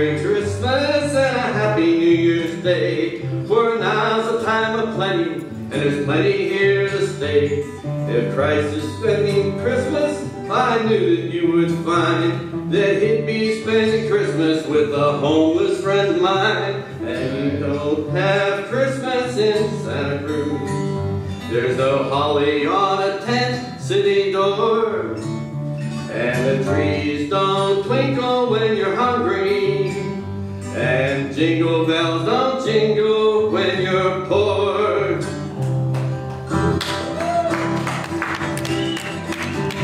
Come take a walk with me. This is a verse of mine to me in Santa Cruz, and it's called Power and Glory.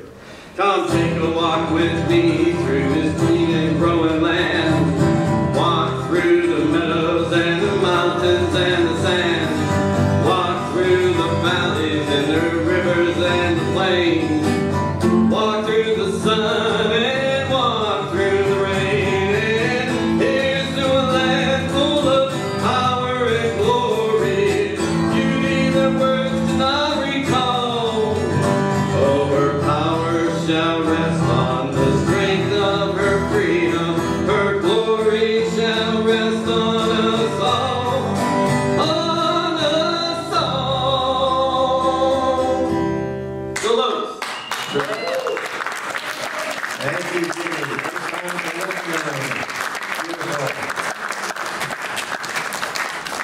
All right. Isaac, where are you? Yay, Isaac. All right, the man who has a way of capturing the spirit of what we say, of who we are, and expresses himself fully in doing it. Such respect for this man who is a true artist of our own Santa Cruz. Thank you, Isaac. Thank you. Can I hear me loudly, or should I use the mic? No, you're okay. I'm okay? Yeah. All right, that's good. I just want to give a shout out to Tatanka. Thank you for everything you've done.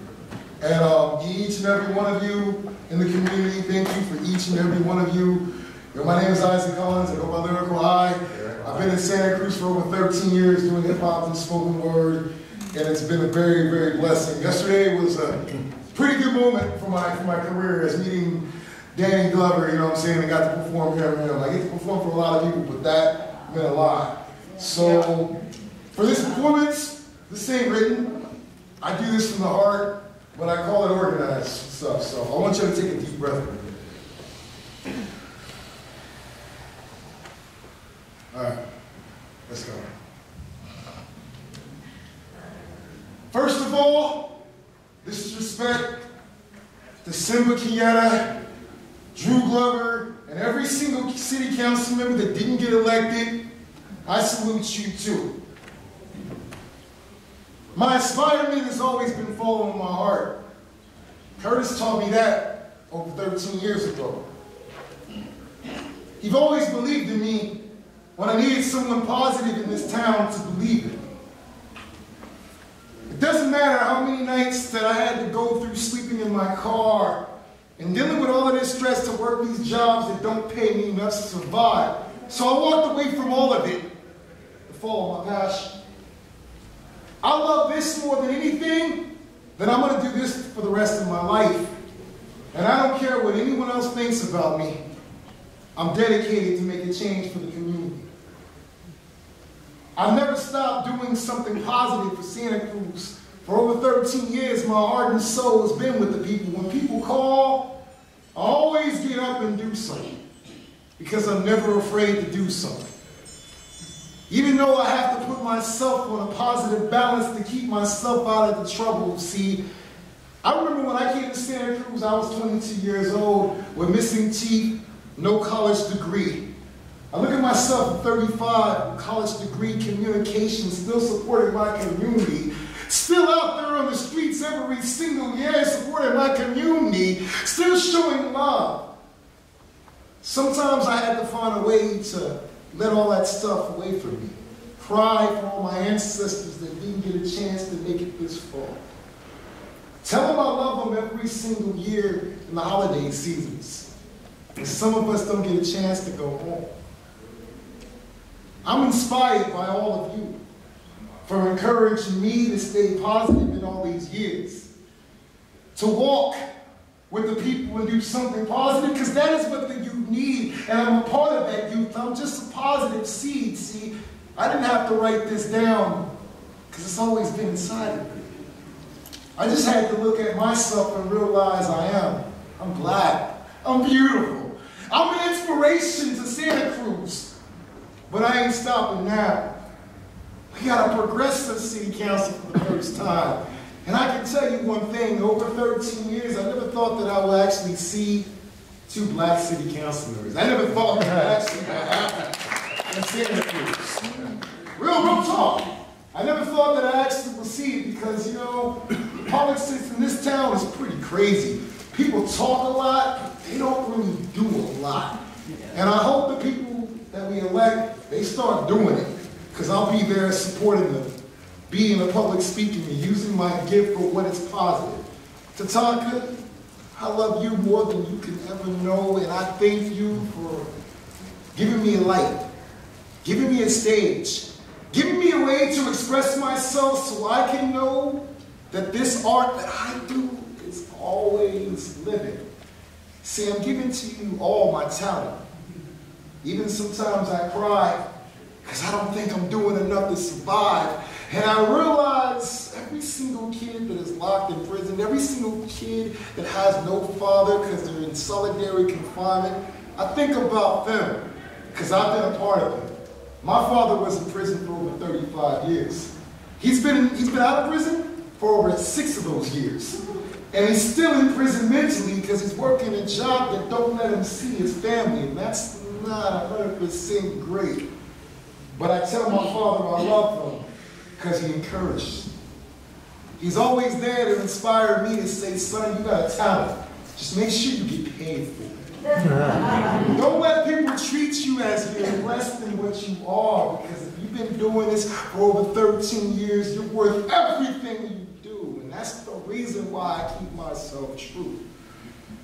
So I show love to each and every one, especially London Nelson. Especially London Nelson, especially every single African American that I can't even name, but those are the people that encourage me to still live in Santa Cruz. You're the people that encourage me to keep writing, keep performing, because I'm a youth, and the youth listen to people like me, so I encourage them to keep being inspired by me. When I say happy holidays to all of you, happy holidays to you. But make sure you show love to those ones around in the streets that ain't got no place to even celebrate this year. Make sure you show compassion for them, because we're a part of them just like you. Even if you sleep in a house, you might be close to losing your home. So think about that for a minute. Think about what we are doing as a community. Think about those youth that have voices that haven't been heard, because their voices will not be unheard no more, because we are those people that do the work. And if you hear me, thank you for supporting me all those years. And I promise you one thing, I ain't stopping doing what I love for anyone. I'm going to keep doing this for the rest of my life, and even if I have to go through the trials and sacrifice to get it right, I'd rather go through the trials and sacrifice to get it right than doing what I love, than work for someone else that will never pay me what I love. Because I'm tired of going backwards in this life. I want to go forward. And I hope that you can all go forward with me to make this life and our community a better place than it hasn't been, because we need it more than ever. So let's win. Thank you. Thank you. Here with the live. Thank you all for being here tonight. It's such a wonderful privilege to do this. And I just want to remind you that the reason for the existence of this living room, a little less than 4 years ago, I rented this hall because I wanted to play the piano. And I hadn't performed for anybody. And I invited 6 people, and they invited some friends, and we had 18 people in the audience. And I enjoyed playing a lot. We had a potluck ahead of time. And 3 women came up afterwards, Linda Masterson and Olivia. Olivia's here. Ta-da. And Marilyn Madden. And they came up afterwards and said, you have to do this again. I said, okay, great. They said, no, you have to do this for us, not for you. We enjoyed the potluck. We enjoyed getting together. We enjoy a place that we can be ourselves, that is community, that is spiritual, that is political, but it's not, you know, pigeonholed into one thing. And it was given a name, and Linda said, and I have a name for it. And I said, great, what's that? Tatanka's living room. I said, well, that's catchy. Why? She said, well, there are 18 of us here, and this hall holds 180, but it felt like intimate, like your living room. I said, oh, that's great. I got woken up the next morning. She says, when's the next date? I said, date for what? You just woke me up for Tatanka's living room. I said, you're serious? She said, yes. So I've been doing it ever since. And the reason I tell that story is that, like everyone who has been up here, it's not a time to play small. We need to stand up. We need to be in Sacramento. We need to express our gifts, each of us, and we know what our gifts are. Most of us do. If we don't, it's probably the thing that you love doing and you never thought it was that valuable. I came to my own music late because, well, I enjoyed it. It was easy. I didn't have to work hard. I mean, I had this work ethic, right? It's not being a doctor. It's being, you know, a musician. So it took me a while. But if there's one lesson here, express your gift. Use the living room for it. Get support for it. Do it. We need it more than ever now. Okay, some of you know this song. This came to me from a brother. It's a song from the Iroquois back east.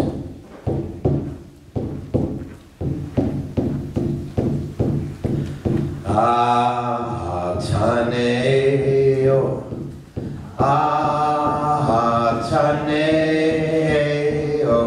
ah, Taneo, ah, Ane.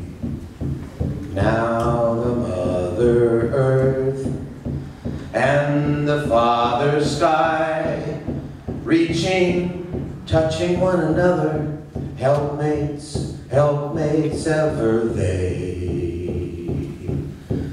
Ah, Taneo, ah, Taneo, ah, Taneo, ah, ne.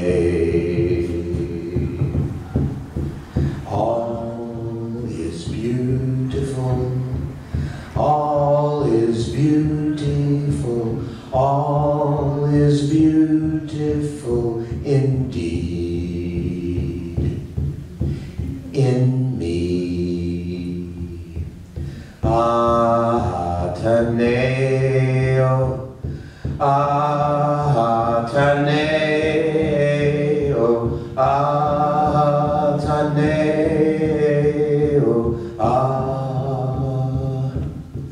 ah, ne. Now the Mother Earth and the Father Sky. Now the Mother Earth and the Father Sky, reaching, reaching, touching one another, helpmates, helpmates ever they. Ah, Taneo, ah, Taneo, ah, Taneo, ah, ne. All is beautiful. All is beautiful. All is beautiful. All is beautiful indeed in me. Ah, Taneo, ah, Taneo, ah, Taneo, ah, ne. Ah.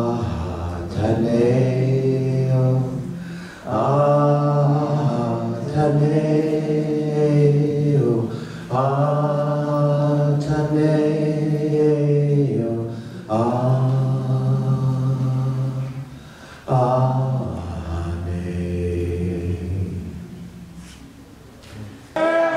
Moses, yeah. Thank you, and I'm so sorry, Moses. Please accept my apology. It's all good. It's all good. It's all good.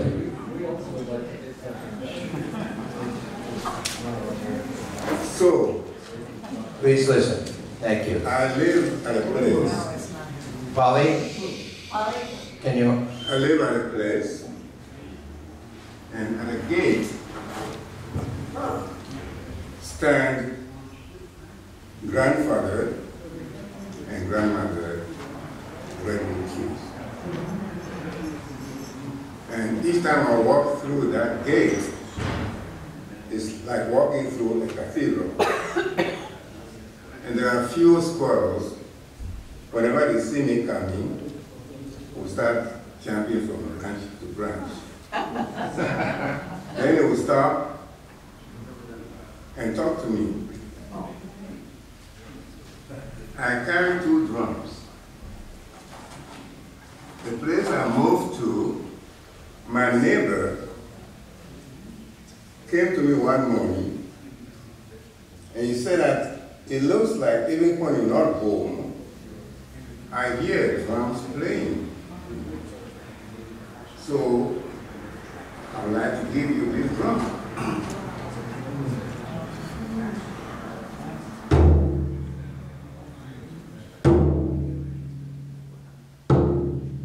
So I told my neighbor that the drums play me. I do not play the drums. And another neighbor moved next to me. We share the same building. One morning she said to me, Moses, I like your chanting and your drumming.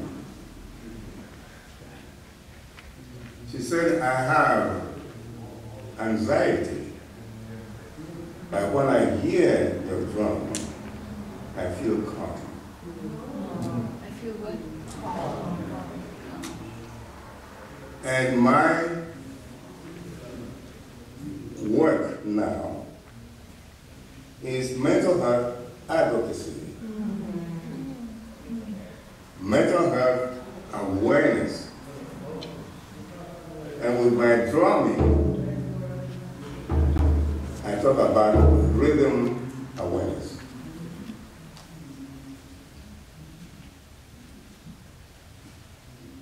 With that rhythm, I have this little ship with me.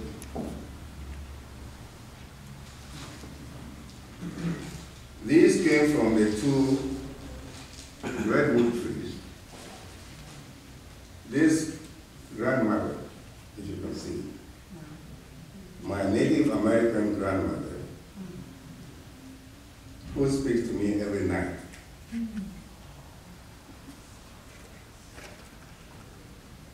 When I was coming here, actually Michelle called me and said, I'm going to an event at the resource center, but before then we have to meet and talk. And I said, what event is it? Then he said, the living room. And I picked up my drum before. I didn't know that this was happening tonight. But my grandmother said to me, when you come tonight, share this. You are my children of laughter. For you, the moon will change its face. For you, the rainbow will rise full circle. You are my children of hope. For you, the path will bend its destination. For you, the earth will forsake dry seasons. You are my children of freedom. For you, the eagle will share its wings. For you, the wind will travel day and night. You are my children of beauty. For you, the bird will give up his songs. For you, the snow will fall with flowers. All of my life is a dance. When I was young and feeling the earth, my steps were quick and easy. The beat of the earth was so loud that my drum was silent beside it. All my life rolled out from my feet. I walk along. Like my land, we had no end as far as I could see. My rhythm, the rhythm of my life, was pure and free. As I grew older, my feet kept dancing so hard that I wore a spot in the earth. At the same time, I made a hole in the sky. I danced to the sun and the rain, and the moon lifted me up so that I could dance to the stars. My head touches the clouds sometimes, and my feet dance deep into the earth, so that I became the music I danced to everywhere. It was the music of life. Now my steps are slow and hard, and my body feels my spirit. Yet my dance is still within me, and my song is still the air I breathe. And my song is this, that I keep dancing forever. My song insists that I keep rhythm with all of the earth and the sky. My song insists that I shall never die.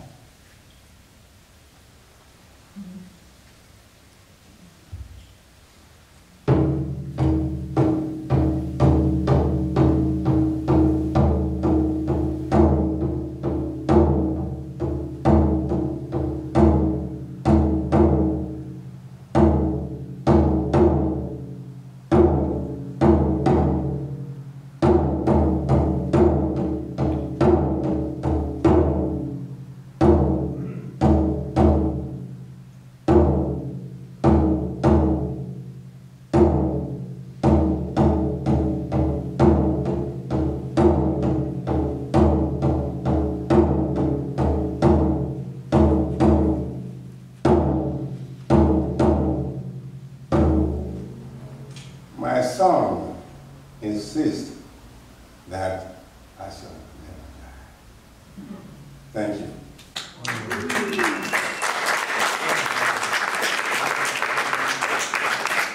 Thank you. That is Moses Yao.